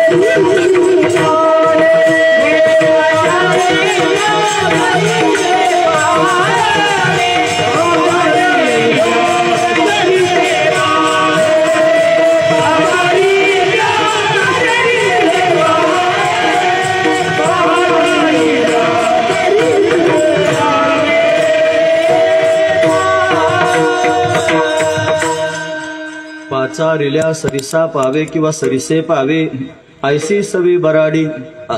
पाचारण केल्याबरोबर बोलावल्याबरोबर भगवान धावत येतो महाराज. त्याचं वर्णन करून सांग, तुम्ही ऐकतात ना सर्वच. पहारे हे म्हणतात म्हणजे त्याचा परिचय सांगतात. मला हे चिंतन वेगळ्या पद्धतीने पण मांडता येईल. त्याच्या स्वरूपाचं लक्षण सांगताना तो सत्य कसा आहे बघा, कसा आहे, स्वरूपानं श्रेष्ठ आहे. तो चैतन्य स्वरूप आहे, आनंद स्वरूप आहे, अनादी आहे, अनंत आहे, शब्दांच्या पलीकडचा आहे, नामरूपाच्या पलीकडचा आहे, असं फार चिंतन मांडता आलं असतं. बघा रे दैवत कैसे. पण इथं त्यांनी तुकोबरांना हे अभिप्रेत नाही महाराज की त्याचं त्या पद्धतीचं, त्यांचा अभिप्राय असा आहे तुकोबरांना असं सांगायचं की त्याचा स्वभाव बघा ना कसा आहे, तो कसा देव आहे. हा भक्त झालेला देव आहे, देव भक्त झालेला आहे. कसा देव आहे, हा भाविक असणारा देव आहे. आपण भाविक होतो याच्यात काय नवलं, काय करतो भाविक होऊन, भक्त होऊन भक्तांकडे पाहतच राहतो आणि त्या भक्तांनी बोलावल्याबरोबर धावून येतो. बोलावलं की लगेच धावून येतो महाराज. हे कशाकरिता सांगितलं असेल तुकोबरायांनी. उगा त्यांना अभंग रचना करायचा छंद होता म्हणून त्याने अभंग रचला आणि ठेवला लिहून अभंग. याच्याकरिता सांगितलं असेल की नाही ना, हे आपल्याकरिता सांगितलं. आपल्याला भगवंताचा स्वभाव कळून दिला. बघा कसा आहे देव. तुम्ही जर भक्त झालात आणि सर्वस्वाचा त्याग करून जर भगवंताचं भजन करू लागलात, तुमच्या चित्ताचा विषय जर परमात्मा झाला आणि चित्ताचा विषय परमात्मा होऊन जर तुम्ही भगवंताची आळवणी करू लागलात, त्याला बोलू लागलात, तर तो परमात्मा तुमच्याकरिता निश्चित धावून येऊ शकतो. पाचारेल्या सरिसा पावे येत असतो. जगातला दुसरा कोणीच येत नाही महाराज. हे सगळे त्यांनी परत दिल्या घेतल्याचे असतात. जन हे सुखाचे दिल्या घेतल्याचे, हे फक्त दिल्या घेतल्याचेच असतात. स्वार्थी त्यांनी असणारं सगळं जग आहे. आणि कोणी किती मोठा असला तरी पण भगवंतासारखा कोणी नाही महाराज. द्रौपदीला भर सभेमध्ये आणलं होतं. तिला कोण कोण होते, फार होते महाराज. तो धृतराष्ट्र होता, राजा होता, राजा. तो आतून बाहेरून अंध झाला होता. त्याच्यासमोर विनंती करीत होती मला वाचव. नाही, त्यानं नाही वाचवलं. द्रोणाचार्य होते, भीष्माचार्य होते, कृपाचार्य होते, किती मोठे मोठे होते. त्यांच्यासमोर विनवण्या करून थकली पण त्यांनी नाही वाचवलं महाराज. ते म्हणजे जाऊ दे, माझ्या हक्काचे 5 पती आहेत, त्या 5 जणांकडे त्यांनी पाहू लागली, मला वाचवा. त्यांनी खाली माना घातल्या, एकाने वाचवलं नाही. सगळी सभा गच्च भरली होती, सर्वांच्या समोर व्याकुळ होऊन विनवण्या करत होती, कोणीतरी मला वाचवा. पण कोणी त्यांनी महाराज वाचवण्याकरिता आलं नाही. मग लक्षात आलं हे कोणी मला वाचू शकत नाहीत. भगवंताचा धावा केला. कोठे गुंतला शिद्वारेच्या राया, वेळ का सखया लाविला. धाव देवा म्हणलं की परमात्मा पाचारेल्या सरिसा पावे. हाक मारल्याबरोबर धावत आला महाराज. किती धावत वेगाने आला असेल माहितीये. त्वरा झाली गरुडा टाकीले मागे, द्रौपदीच्या लागे नारायणे. जोपर्यंत तुम्ही बोलवत नाहीत तोपर्यंत येत नाही. लक्षात ठेवा मी काय सांगतो, तुम्ही ऐकतात ना सर्वजण. मी महत्वाचा मुद्दा सांगतो. हे बघा, त्या धृतराष्ट्राच्या समोर भीष्माचार्य, द्रोणाचार्य, कृपाचार्य, त्या पांडवांच्या समोर विनवण्या करण्यापेक्षा आधीच देवाला म्हणले असते, देवा धावता आला नसता का. पण ते आधी प्रयोग करीत बसले, हे तरी सोडविल, ते तरी सोडविल. मग सगळ्यांनी आपले दरवाजे बंद करून घेतले. मग देवाला हाक मारली आणि हाक मारल्यानंतर यावंच लागला. आलाच महाराज लगेच. पाचारिल्या सरिसा पावे, बोलावल्याबरोबर लगेच त्याने हजर झाला. अशी अनेक उदाहरणं मला सांगता येतील महाराज. ते ताट होतं तिच्याकडे, ताट सूर्याने दिलेली थाळी होती आणि ते अक्षय पात्र होतं आणि त्याच्यामध्ये त्यांनी महाराज अन्न तयार व्हायचं. दुर्वासा ऋषी त्यांनी आले आणि आल्यानंतर ते मोठी परीक्षाच होती महाराज. आणि ते सूर्यास्तानंतर त्यांनी ते काम करीत नव्हतं. मग आता काय करायचं, मग काय करावं. भगवंताला हाक मारली, महाराज देवा धाव, आता तुझ्याशिवाय पर्याय नाही. आला महाराज. आता दुर्वासाला संतुष्ट करायचं होतं, जीव घालायचं होतं. तो म्हणला ते सगळं मी नंतर करतो, आधी मला खायला दे. आता तिथं झाला मुद्दा. मग काय करायचं. एक त्यांनी भाजीचं पान त्याला लागले होतं ताटाला, तेवढं खाल्लं आणि दुर्वासासारखे संतुष्ट करून टाकले महाराज. पाचारेल्या सरिसा पावे, हाक मारलं की येतो. मी उदाहरणं तुमच्या समोर सांगतोय. तो बरं उगाच म्हणत नाही हाक मारल्याबरोबर येतो. एक 5000 दिव्य वर्षापर्यंत युद्ध चाललं होतं. मगरानं पाय धरला होता त्या हत्तीचा आणि एवढी त्यांनी महाराज ओढाताण त्यांनी सुरू, ती सगळे सोडून गेले होते. त्याला कोणीच त्यांनी शिल्लक राहिलं नव्हतं. म्हणजे त्याचे ते बलदंड असणारे एवढे हत्ती, त्याचे मुलं होते, सगळे सोडून गेले.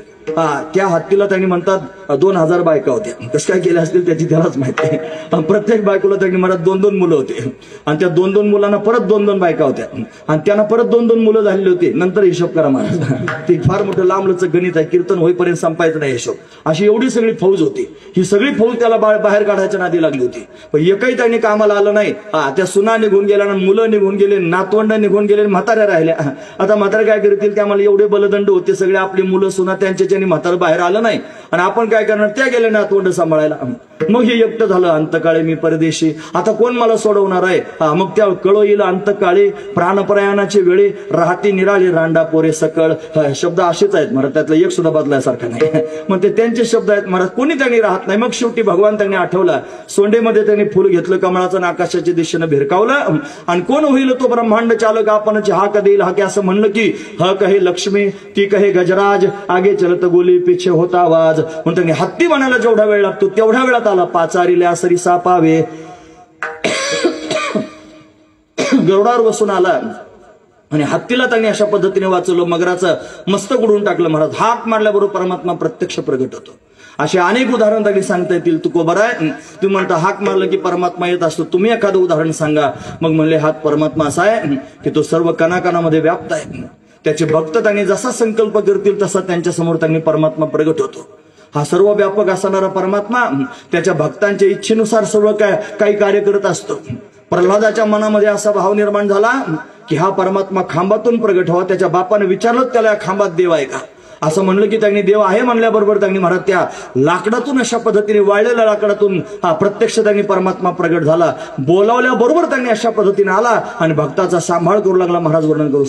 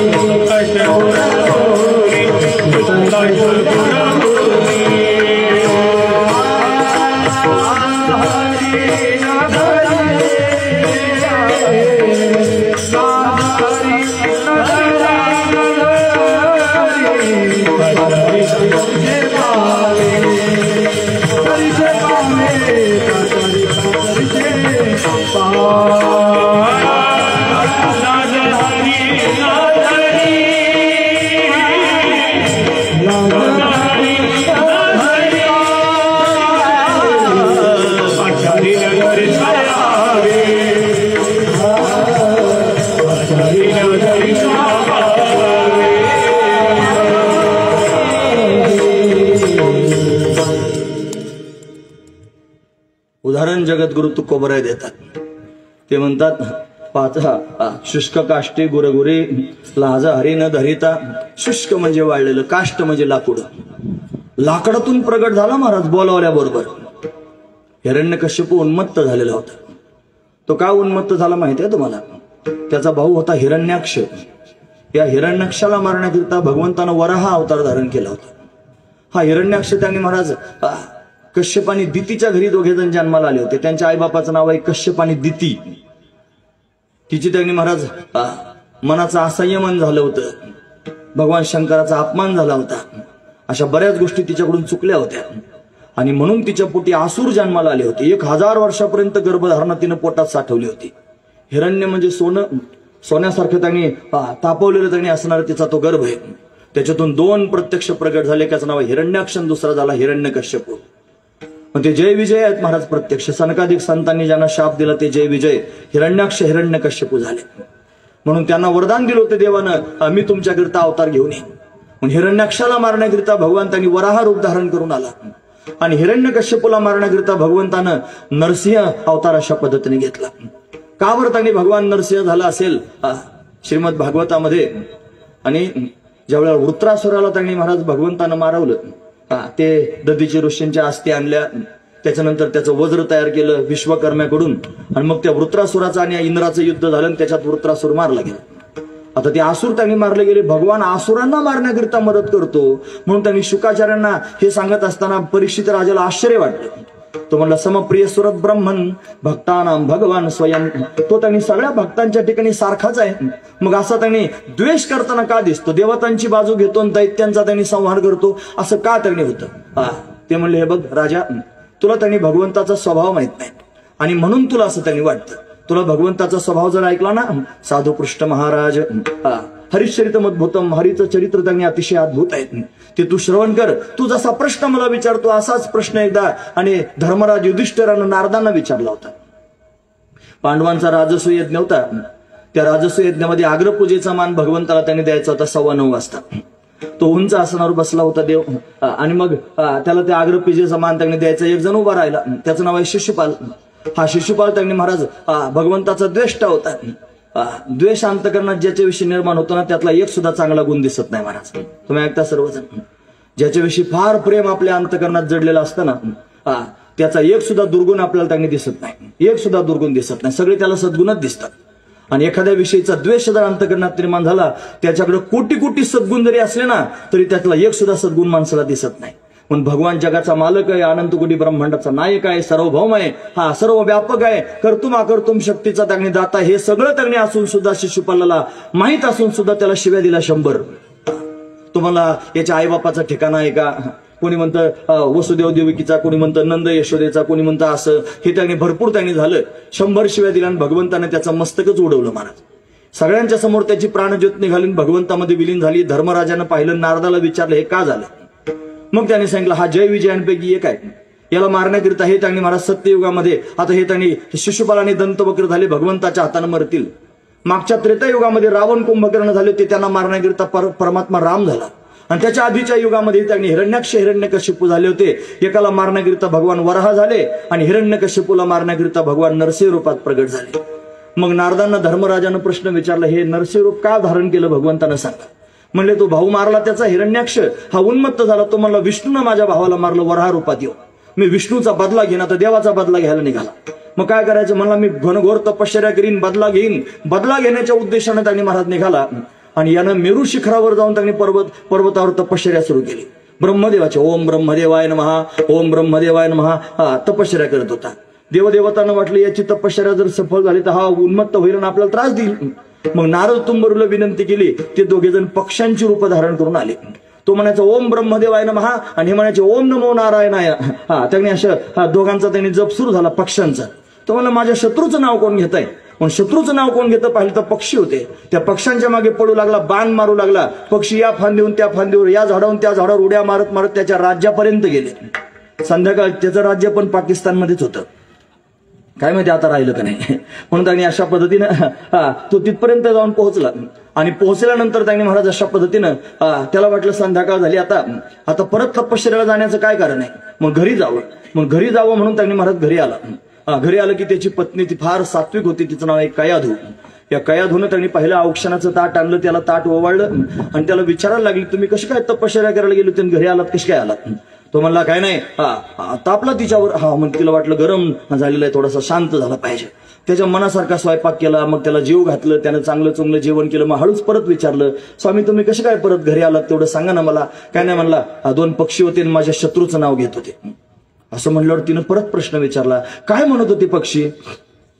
काय नव्हते म्हणत, अजून गरमच आहे याचं डोकं, असा विचार तिनं केला. मग त्यानं विश्रांती करण्याकरिता अंथरुणावर अंग टाकलं. ती त्याची सेवा करते, पाय दाबते. मग हळूच एकांतात विचारायला सुरुवात केली, स्वामी सांगा ना ते पक्षी काय म्हणत होते? मग तो म्हणलं ते नारायण नारायण म्हणत होते. म्हणजे याच्या मुखातून नारायण नाव बाहेर पडलं. आणि कयाधू भगवंताची भक्तच आहे, तिच्या अंतकरणात नारायणाचं अखंड स्मरण आहे महाराज. म्हणून त्यांनी दोघांच्या अंतकरणामध्ये भगवंताचं स्मरण आहे. त्या काळात त्यांचा समागम झाला, गर्भधारणा झाली महाराज कयाधूला.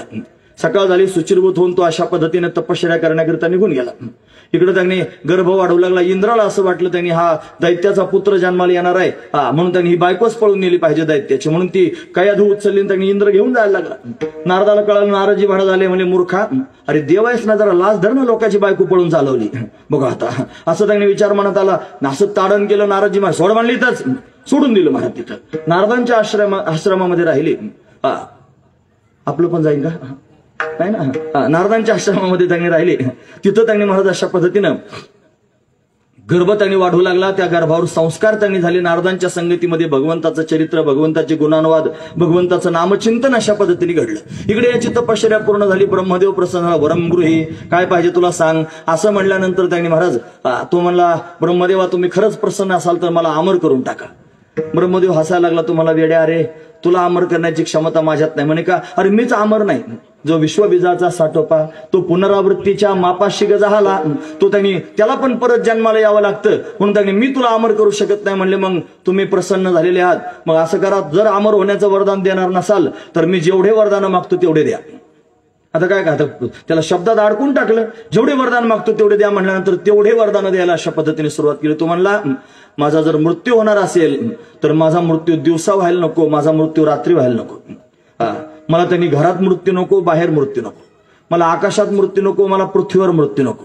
मला सजीवाकडून मृत्यू नको, मला निर्जीवाकडून मृत्यू नको, मला त्यांनी मनुष्याकडून मृत्यू नको, मला पशुकडून मृत्यू नको, मला 12 महिन्यातल्या कोणत्याच महिन्यात मृत्यू नको, अशी त्यांनी सगळ्या बोल्या त्यांनी सोडून घेतल्या. तथास्तु तथास्तु तथास्तु त्यांनी महाराज म्हणायला सुरुवात केली ब्रह्मदेवानं. एवढे वरदान प्राप्त झाले, उन्मत्त झाला महाराज. आणि उन्मत्त होऊन त्यांनी महाराज आपल्या राज्यात आला. त्याला वाटलं आता मी मरणारच नाही, अमर झालेलो आहे, अजय झालेलो आहे असं त्याला वाटलं. त्याने काय केलं माहितीये, भागवतात असं वर्णन आहे, यत्र यत्र द्विजोगावो यत्र वर्णाश्रम क्रिया तम तम जनपद यात संदीप यत वृष्यत. जाळून टाका म्हणलं. जिथं जिथं त्यांनी ब्राह्मण असतील, जिथं जिथं वर्णाश्रम क्रिया चालू असतील, जिथं जिथं धार्मिक कृत्य यज्ञ त्यांनी सुरू असतील, सगळे जाळून टाका. मीच देव आहे, माझंच नाव घ्या. नावं घेऊन येते देवाचे, हे ब्रीद हिरण्यकश्यपूचे. पण अशी अवस्था निर्माण झाली. साधू संत त्यांनी अतिशय दुःखी झाले, कष्टी झाले, भगवंताचा धावा करू लागले, त्राहिमाम त्राहिमाम म्हणू लागले. त्याचा परिणाम भगवंतानं पुन्हा एकदा आकाशवाणी करून त्यांनी सांगितलं, जेव्हा जेव्हा त्यांनी ब्राह्मणांवर, गोमातेवर, धर्मावर, वेदावर त्यांनी संकट येत असतं, सवा आशुभी नश्यते, मी प्रत्यक्ष प्रगट होतो आणि त्याचा नाश करण्याकरिता येतो. दिलासा सर्वांना मिळाला. मग काय झालं महाराज, ती कयाधू त्यांनी नारदांच्या आश्रमात आहे, तिला गर्भधारणा झाली, ती 9 मास पूर्ण झाली, तिला पुत्ररत्नाची प्राप्ती झाली. याला पहिले 3 मुलं होते, तुम्ही ऐकतात ना सर्वजण. एकाचं नाव ल्हाद, दुसऱ्याचं नाव अनुल्हाद, तिसऱ्याचं नाव सल्हाद आणि चौथा मुलगा झाला, त्याचं नाव आहे प्रल्हाद. चौथा मुलगा झाला. तो मुलगा त्यांनी झाला, नारदांनी त्यांनी त्या कयाधूला त्या मुलासहित हिरण्यकश्यपूच्या स्वाधीन केलं. त्यानं तिचा स्वीकार केला. तो मोठा होऊ लागला, 5 वर्षाचा झाला. आणि 5 वर्षाचा झाल्यानंतर त्याला शाळेत पाठवलं महाराज. हे षंड आणि आमर्क शुक्राचार्य यांची मुलं होते. त्यांना त्यांनी महाराज, त्यांची ते शाळा होती आसुरी विद्या शिकवण्याची. मग तिथं त्यांनी महाराज शाळेमध्ये नेऊन घातला. त्या शाळेत गेल्यानंतर त्यांनी महाराज त्यांनी हाना मारा तोडा झोडा शिकवायला सुरुवात केली. प्रल्हादाला त्यातलं काहीच आवडत नव्हतं महाराज. मध्ये बरेचसे प्रसंग आहेत, पण एवढे लांबलचक सांगण्यापेक्षा थोडक्यात सांगितलेलं चांगलं. मला शुष्क काष्टी सांगायचं ना, याच्याकरता आज नरसिंह जयंती आहे म्हणून मी सांगतोय, लक्षात ठेवा. म्हणून अशा पद्धतीनं हे हिरण्यकश्यपूला त्यांनी वाटलं माझा मुलगा शाळेत जातो, शिकत असेल. एक दिवशी त्याला जवळ घेतलं, जवळ घेऊन त्याच्या डोक्यावर हात फिरवायला सुरुवात केली. म्हणे, का रे बाळा, तू शाळेत जातोस, काय काय तुला गुरुजींनी शिकवलेलं काय काय आवडतं? तुम्हाला त्या गुरुजींचं मला काहीच आवडत नाही. म्हणे, का बरं? ते हाना मारा तोडा झोडा शिकवतात ते मला. मग तुला काय आवडतं? म्हणजे श्रवणम कीर्तनम स्मरणम विष्णुपाद सेवनम अर्चनम वंदनम दास्यम सख्यमात्मनिवेदनम. मला हे आवडतं म्हणले. भगवंताचं त्यांनी चिंतन करायला, नवविधा भक्ती करायला मला आवडतं. विष्णुपाद सेवनम शब्द ऐकले की त्याची तळपायाची आग मस्तकाला गेली. तुम्हाला अरे मीच देव आहे, तो विष्णू विष्णू कोणी देव नाही, त्याचं नाव घ्यायचं नाही, असं त्यांनी बोलायला सुरुवात केली महाराज. प्रल्हादजी म्हणले, बाबा असं म्हणू नका, तो सगळ्यांचा सुहृद आहे, तो सर्वांच्या हृदयामध्ये राहतो, सर्वांवर फार प्रेम करतो, तो भक्तांचा भक्त झालेला आहे, फार भाविक आहे, त्याच्यासारखा दुसरा कोणीच नाही जगामध्ये, त्याला असं म्हणू नका. हिरण्यकश्यपूला वाटलं माझ्याच घरी हा मुलगा त्यांनी जन्माला आला आणि माझ्या विरोधात अशा पद्धतीने बोलतोय, हा जिवंत राहता कामा नये. सेवकांना सांगितलं पकडा याला, फेकून द्या मला उंच कड्यावरून, उंच कड्यावरून फेकून दिला. काही झालं नाही महाराज. नारायण नारायण करत घरी आला. त्याला समुद्रात फेकून दिला, सर्पांमध्ये नेऊन टाकला, सर्पांची फुलं झाली. त्याला विष पाजलं पण विषाच्या प्रभावाने काही झालंच नाही. हत्तीच्या पायाखाली दिला, हत्ती त्याला पाहून पळून गेला. असे त्यांनी महाराज अनेक प्रसंग त्याला मारण्याकरिता उभे केले. पण तरी सुद्धा प्रल्हाद कशानं मरेना. मग त्याची बहीण आली, तिचं नाव तो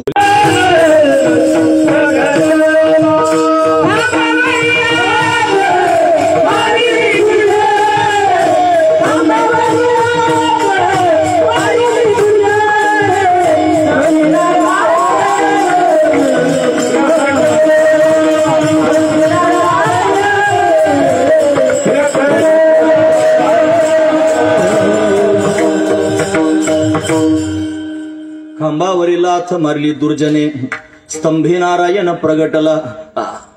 त्याच्या नरड्यात तार सप्तक बसवलेला आहे. त्याच्यामुळे ते आपण म्हणायला गेले की मला लेच खोकला येतोय. असू द्या, मी ऐकण्याचा अधिकार आहे चांगला, चांगला ऐकू शकतो. खांबावरील लाथ मारली दुर्जने, स्तंभी नारायण प्रगटला. खांब त्यांनी अशा पद्धतीने कडकड कडकड कडकड मोठा आवाज झाला. तुका म्हणे, ऐसा खांब कडाडला, ब्रह्मा दचकला सत्यलोकी. ब्रह्मदेव सत्यलोकामध्ये दचकला आणि खांबातून गुर्र गुर्र गुर्र आवाज यायला लागला. सगळी सभा त्यांनी जमा झाली होती. तो हिरण्यकश्यपू पाहत होता आणि खांबातून त्याने गुरगुराट ऐकू येतोय. घाईघाईनं त्यांनी समोर गेला, खांब दुभंगला. खांब दुभंगल्याबरोबर त्यांनी परमात्मा प्रत्यक्ष प्रगट झाला. मस्तक सिंहाचा आहे, शरीर मानवाचं आहे. आजचा दिवस आहे महाराज. तो परमात्मा प्रत्यक्ष प्रगट झाला. गुर्र गुर्र गुर्र गुर्र भगवान करतोय. तो लगेच धावला भगवंताच्या अंगावर, हातात गदा घेऊन म्हणला, माझ्या भावाला मारतोस? मी त्याने देव आहे, मला वरदान प्राप्त झाले, तुला मारतोच म्हणलं. आता देवाच्या अंगावर धावून गेला गदा घेऊन भगवंतावर गदा प्रहार अशा पद्धतीने त्यानं केला. त्याला काय होईल महाराज देवाला त्याच्या गदेनं? ती गदा प्रहार सहन केला आणि फेकून दिली त्याची गदा. असा पळून त्यांनी पकडला. देव त्यांनी मस्तक सिंहाचं आहे, नख त्यांनी वाढलेले आहेत, शरीर मानवाचं आहे, दिव्य असणारं रूप भगवंतानं धारण केलेलं आहे. त्याच्याकडे पाहू लागला भगवान रागानं आणि पाहता पाहता पकडला महाराज पशु.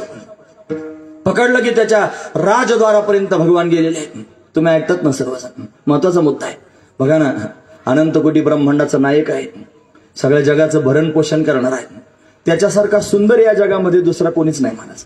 कोटी कोटी कामदेव ज्याच्यावरून ओळून टाकावेत एवढा सुंदर असणारा, राजस सुकुमार मदनाचा पुतळा असा असणारा देव. पण ते सगळं मोठेपण, ते त्याचं सौंदर्य, त्याचं सगळं त्यांनी विसरूनच गेलं महाराज. आणि कोणत्याच प्रकारची लाज न धरता आणि वाळलेल्या लाकडातून गुरगुराट करत प्रत्यक्ष प्रगट झाला. शुष्क काष्टी गुरगुरी लाज हरी न धरिता, कोणत्याच प्रकारची लाज धरली नाही आणि गुर गुर गुर गुर करत त्यांनी प्रगट झाला. पकडलाच महाराज हिरण्यकश्यप. त्याच्या राजदारात नेऊन मांडीवर धरला, दाबून त्यांनी अशा पद्धतीने तो हातपाय खोडायचा. डोळे त्यांनी फाडायला लागला. त्याला वाटायचे यानं मला सोडून द्या. आता सोडत असतं का महाराज? असं दाबून धरल्यावर त्याला विचार सुरुवात केली, सांग मी मनुष्य आहे का पशु आहे? तो म्हणला तुम्ही नरसिंह आहात. आता मनुष्य म्हणता येत नाही, पशु म्हणता येत नाही. सांग म्हणले तू घरात आहे का बाहेर आहे? म्हणले देवा उंबरठ्यात आहे. सांग आकाशात आहे का पृथ्वीवर आहे? म्हणले त्यांनी आकाशात नाही, पृथ्वीवर नाही, तुमच्या मांडीवर आहे. दिवस आहे का रात्र आहे? सांग म्हणले आता. म्हणले दिवस नाही रात्र नाही, संध्याकाळ त्यांनी व्हायला लागली होती. हे माझे नख म्हणजे आसरा आहेत का शस्त्र आहेत? म्हणले तुमचे नख आहेत. हे सजीव आहेत का निर्जीव आहेत? म्हणले सजीव म्हणावं तर ते कापल्यानंतर दुखत नाही, वेदना होत नाही. निर्जीव म्हणा तो वाढल्याशिवाय राहत नाही. मग सजीवही म्हणता येत नाही, निर्जीव पण म्हणता येत नाही. सगळ्या बोल्या त्याच्या सोडून घेतल्या महाराज. आणि सगळ्या बोल्या सोडून त्यांनी मांडीवर घेतलेला तो पशु, आपली नख भगवंतानं त्याच्या पोटामध्ये खोपसली आणि नख खुपसून त्यांनी त्याची आतडी कातडी भगवंतानं बाहेर काढली. गुर्र गुर्र भगवान करतोय. राग अजून त्यांनी वाढलेला. त्याच्या पोटात अजून शोधत होता उचका पाचकी करून. मेला त्याला काय उचकायचं परत? पण विचार करायला लागला, माझा प्रल्हाद याच्याच पोटातून बाहेर आला होता. माझ्या प्रल्हादासारखं रत्न याच्या पोटातून प्रगट झालं. अजून एखादं रत्न पाहायला मिळतंय का म्हणून शोधत होता महाराज. देवाला काय दुसरा छंद आहे भक्तांशिवाय? तो वेडाच झाला ना भक्तांकरता. तोच अभंग आपण चिंतनानं पाहिला ना, मग घेतला की फेकून दिला महाराज. आणि उंच आसनावर त्याच्या त्याने भगवान जाऊन बसला. गुर्र गुर्र गुर्र भगवान करतोय. सगळे प्रजाजन पाया पडायला लागले, देवा शांत व्हा, शांत व्हा. शांत होत नाही. स्वर्गातले देव आले, पाया पडायला लागले, शांत व्हा. इंद्रादिक म्हणले, देव शांत झाला नाही. ब्रह्मदेवाला पाठवलं, म्हणले तुम्ही शांत करा देवाला, तुम्ही त्याचे पुत्र आहात. ब्रह्मदेवाला वाटलं माझा बाप आहे, मी शांत करीन. लढीवाळापणानं गेला ब्रह्मदेवजवळ, गुर्र केलं की धूम ठोकून पळाला. मला आपलं जमत नाही भाई, आपल्याच्यानं जमण्यासारखं नाही. मग काय करायचं? अरे कशानं शांत होत नाही? भगवान शंकराला बोलवा, ते प्रलयंकर आहेत. भगवान शंकराला बोलावलं. त्यांना वाटलं आपण काय प्रलयंकर आहोत, घाय घाय त्यांनी शांत करू शकतो. त्रिशूळ डमरू घेऊन रुबाबात यायला लागले. जरा 2 पावलं जास्त जवळ आले, गुर्र गुर्र केलं की धूम ठोकून भगवान शंकर पळाले महाराज. ते म्हणले मी जगाचा प्रलय करणार आहे, प्रलयंकर. पण याला पाहून मला असं वाटायला माझाच प्रलय होतो की काय, म्हणून त्यांनी मला ते पळून गेले. मग आता काय करायचं? म्हणजे कोणाच्यानं जर एखादा माणूस शांत होत नसला आणि फार गुरगुर करीत असला लोकांच्या पुढे, तर एक उपाय असतो. म्हणजे काय? त्याची बायको आणायची. मग तो आपाप शांत होतो महाराज. म्हणजे याची बायको पाठवा, तो आपाप शांत होईल. मग लक्ष्मीबाईला बोलावलं, म्हणे जा लवकर तुम्ही त्यांना शांत करा. त्या रुबाबात आल्या महाराज. अशी नाकातली नथ होती, रुबाब होता. असं त्यांनी रुबाबात चालायला लागल्या. त्यांना वाटलं आपण काय यांना शांत करणं म्हणजे आपल्या डाव्या हाताचा मळ आहे असं तिला वाटलं. आणि अजून त्यांनी जवळ आली. गुर्र गुर्र गुर्र भगवंताने जोरात केलं की धूम ठोकून पळाली महाराज. अहो तुम्ही का पळायला लागल्या? ते म्हणले यांचे सगळे रूप पाहिले, पण हे असलं कधीच नव्हतं पाहिलं. हे विशेष असणारं रूप आहे. लक्ष्मीचं न शांत झालं नाही, आता कोण शांत करील? म्हणून त्यांनी महाराज सांगितलं ज्याच्याकरिता प्रगट झाला त्याला पाठवा. पण छोट्याशा प्रल्हादाला पाठवलं महाराज. बघा प्रजाजन घाबरले, स्वर्गातले देव इंद्रादिक घाबरले, ब्रह्मदेव घाबरला, भगवान शंकर घाबरले, लक्ष्मीबाई साहेब सुद्धा कायम त्याच्या पायाजवळ बसून आहेत, पण त्या सुद्धा घाबरल्या. प्रल्हाद नाही घाबरला. तो म्हणला याला काय घाबरायचं? माझा बाप आहे, माझं सर्वस्व आहे, माझा इष्ट आहे, माझं संपूर्ण जीवन आहे. तो काय करील करून करून टाकणे, मी त्याचाच आहे. मारलं तरी त्याचाच, तारलं तरी त्याचाच, असा भाव पोटात आहे महाराज. नारायण नारायण नारायण म्हणत त्याच्या समोर जाऊन साष्टांग प्रणिपात केला आणि भगवंताच्या चरणावर मस्तक ठेवलं महाराज. कोण माझ्या पायावर मस्तक ठेवतंय असं त्यांनी पाहिलं आणि प्रल्हाद दिसला. सगळा राग देवाचा कुठे निघून गेला कळालंच नाही महाराज. घाईघाईनं प्रल्हादाला उचललं. नाम प्रल्हाद उच्चारी तया सोडवी नरहरी, उचलून घेतला कडीयवरी भक्त सुखे निमाला. शांत झाला महाराज भक्ताच्या सुखाने. त्याच्या मस्तकावरून हात फिरवायला लागला, त्याच्या गालाला चाटायला लागला. जेवढे जेवढे पळून गेले होते ना तेवढे सगळे बघत होते. ते लांबून पाहायला लागले. बघा म्हणले ब्रह्मदेव म्हणला मी याचा मुलगा आहे पण कधी मला मांडीवर घेतलं नाही. लक्ष्मीबाई म्हणल्या त्यांनी मी याची पत्नी अर्धांगिनी पण एवढं प्रेम मला कधी मिळालं नाही. भगवान शंकर म्हणले मी याचा आत्मा आहे पण एवढं त्यांनी प्रेम मला कधी दिलं नाही. सगळ्यांनी खाली माना घातल्या. भगवान प्रल्हादाच्या गालाला चाटतोय महाराज. दिव्य असणारं प्रेम उमडून आलं, हृदयाला लावलं प्रल्हादाला. प्रल्हाद सुद्धा त्यांनी भगवंताला बिलगला. पहा रे हे दैवत कैसे भक्ती पिसे भाविक. तुम्हाला अभंग लक्षात येतोय ना? बघा ना कसा देव आहे महाराज. याला भक्तीचं वेळ लागलेला आहे. हा भाविक आहे, प्रल्हादाला हृदयाला लावलंय, त्याच्या डोक्यावर हात फिरवतोय. याच्यापेक्षा भाव सांगू का मी तुम्हाला? वेळ जरी झाला असला तरी थांबेन लगेच 2 मिनिटात. जाऊ दे मला कीर्तनाला भेट द्यायला जायचंय. मग चासमध्ये पण कार्यक्रम चालू नरसिंह जयंतीचा. मग जन्माचं कीर्तन करून त्यांनी आलो इकडे. आता हे झालं की परत त्यांचं जागराचं कीर्तन चालू, भेटायला जायचंय. लक्षपूर्वक ऐका. भगवंतानं पाहता पाहता प्रल्हादाच्या समोर हात जोडले महाराज. आणि हात जोडल्यानंतर त्यांनी महाराज देवानं हात जोडले. उलट तुम्हाला वाटेल उलट सांगायला लागला. प्रल्हादाने हात जोडले म्हणायचं तर देवच हात जोडले म्हणतो. खरंच देवानं हात जोडले महाराज. म्हणे देवा तुम्ही का हात जोडतात? प्रल्हादा मला क्षमा कर. म्हणे काय झालं? अरे माझ्यामुळे तर तुला त्यांनी एवढे कष्ट सहन करावे लागले. तुला कड्यावरून फेकून दिलं, समुद्रात नेऊन टाकलं, उकळत्या तेलात टाकलं, विष पाजलं, आग्नीनं जाळण्याचा प्रयत्न केला. मला क्षमा कर प्रल्हादा असं म्हणल्यानंतर त्यांनी प्रल्हादजी म्हणले देवा अरे त्यांनी जरी मला मारण्याचा प्रयत्न केला तरी तुम्ही मला सांभाळण्याकरिता होते ना महाराज. आमचे भाऊ म्हणायचे जितने तारे गगन में उतने शत्रू होय, ज्या को राखी साया बाल न बिंगा होय असं त्यांनी म्हणायचे. म्हणून त्यांनी ज्या आकाशात जेवढे त्यांनी तारे आहेत ना तेवढे जरी शत्रू झाले ना महाराज आणि भगवान जर बरोबर असला तर त्याचा केस सुद्धा वाकडा होऊ शकत नाही. माझा अनुभव आहे महाराज, मी तुमच्या समोर सांगतो. लोक मुळावर उठतात आणि संपून टाकण्याकरिता अट्टहास करतात. त्याला वाटतं बसलाच पाहिजे, बसवण्याकरिता अट्टहास करतात. पण भगवान असा आहे महाराज, जर त्याची कास धरून राहिलं आणि त्याच्या चरणाला जर धरून राहिलं तर केवढे शत्रू जगात पावला पावला नसते तरी भगवान तळ हाताच्या फोडासारखा सांभाळतो. हा भगवंताचा स्वभाव आहे. पहा रे हे दैवत कैसे. माझा अनुभव आहे. भक्ती पिसे भाविक. त्याला भक्तीचं वेळ लागले तो भाविक आहे महाराज. आमच्यासारख्या खरकट्याला सांभाळण्याकरिता येतो तर प्रल्हादाला सांभाळण्याकरिता का नाही यायचं महाराज? महत्वाची गोष्ट आहे. असा जगन्नियंता परमात्मा तो भक्तांचा सांभाळ करत असतो. प्रल्हादाला त्यांनी सांभाळलं. अनेक त्यांनी गोष्टी सांगण्यासारख्या आहेत. वरदान माग म्हणायला लागलं, त्यानं काही मागितलं नाही. जगाकडेच काय तुझ्याकडे सुद्धा काही मागायची इच्छा होऊ नको असं वरदान भगवंतानं मागितलं. आणि लाज न धरता भगवान नरसिंह रूपामध्ये प्रत्यक्ष प्रगट झाला. तो दिव्य असणारा भाव आपण सर्वांनी नरसिंह जयंतीच्या निमित्ताने या ठिकाणी पाहिला. म्हणून एकदा भगवान नरसिंहाच्या नावाची गर्जना आपण सर्वांनी करूया. नरसिंह भगवान नरहरी प्रत्यक्ष प्रगट झाला आणि भक्तांना सांभाळलं. अशी अनेक रूपं घेत असतो. हा भक्तांना सुख देण्याकरिता अनेक रूपात प्रगट होतो. पिप्पलाद नावाचे ऋषी होते. ते फक्त भगवान शंकराचीच भक्ती करणारे होते. ते शंकराशिवाय दुसऱ्या देवाची भक्ती, पार्वतीची सुद्धा भक्ती नाही करायची. मग त्यांनी जर शंकर पार्वती शेजारी बसले असले आणि शंकराची जर प्रदक्षिणा करायची म्हणले तर पार्वतीच्या आणि शंकराच्या मधून जायचे महाराज. असे मधून जायचे आणि मग प्रदक्षिणा करायचे. आता काय केलं पाहिजे? हा पिप्पला त्याला समजून सांगितलं, अरे ती पार्वती मी दोन नाही, आम्ही एकच आहे, ती माझी अर्धांगिनी आहे. नाही मला फक्त तुमचीच उपासना करणार, दुसऱ्या कोणाचीच उपासना नाही करणार. पिप्पलाद ऋषींचं स्थान आपल्याजवळ आहे विरोलीला. विरोली गाव आहे ना पारनेर तालुक्यामध्ये. तिथं त्यांनी पिंपळेश्वर महादेवाचं मंदिर आहे. तिथं पिप्पलाद ऋषींच्या तपश्चर्याचं ठिकाण आहे. ते पिप्पलाद ऋषी. म्हणून त्यांनी महाराज आता त्यांनी प्रदक्षिणा करायला लागली. दोघे उभे राहिले की मधून जायचं, दोघांच्या शंकराची प्रदक्षिणा करायची, फक्त शंकराचं स्मरण करायचं. पार्वती दिसली तरी तिच्याकडे पाहायचं नाही, शंकराकडेच पाहायचं. एवढं त्यांनी शंकरावर प्रेम. भगवान शंकर म्हणले असं का, कसं काय त्यांनी आता तो आमच्या दोघांना वेगळं करतो पाहतो. म्हणून त्यांनी त्याच्या पोटातला तो भाव काढून टाकण्याकरिता आणि दोघांची समरसता दाखवण्याकरिता भगवान शंकरानं पार्वती सहित त्यांनी स्वतःचं रूप प्रगट केलं आणि अर्धनारी नटेश्वराच्या रूपात भगवान प्रगट झाला. अशी अनेक रूपं भक्तांकरिता भगवान प्रगट करतो. महाराज वर्णन करू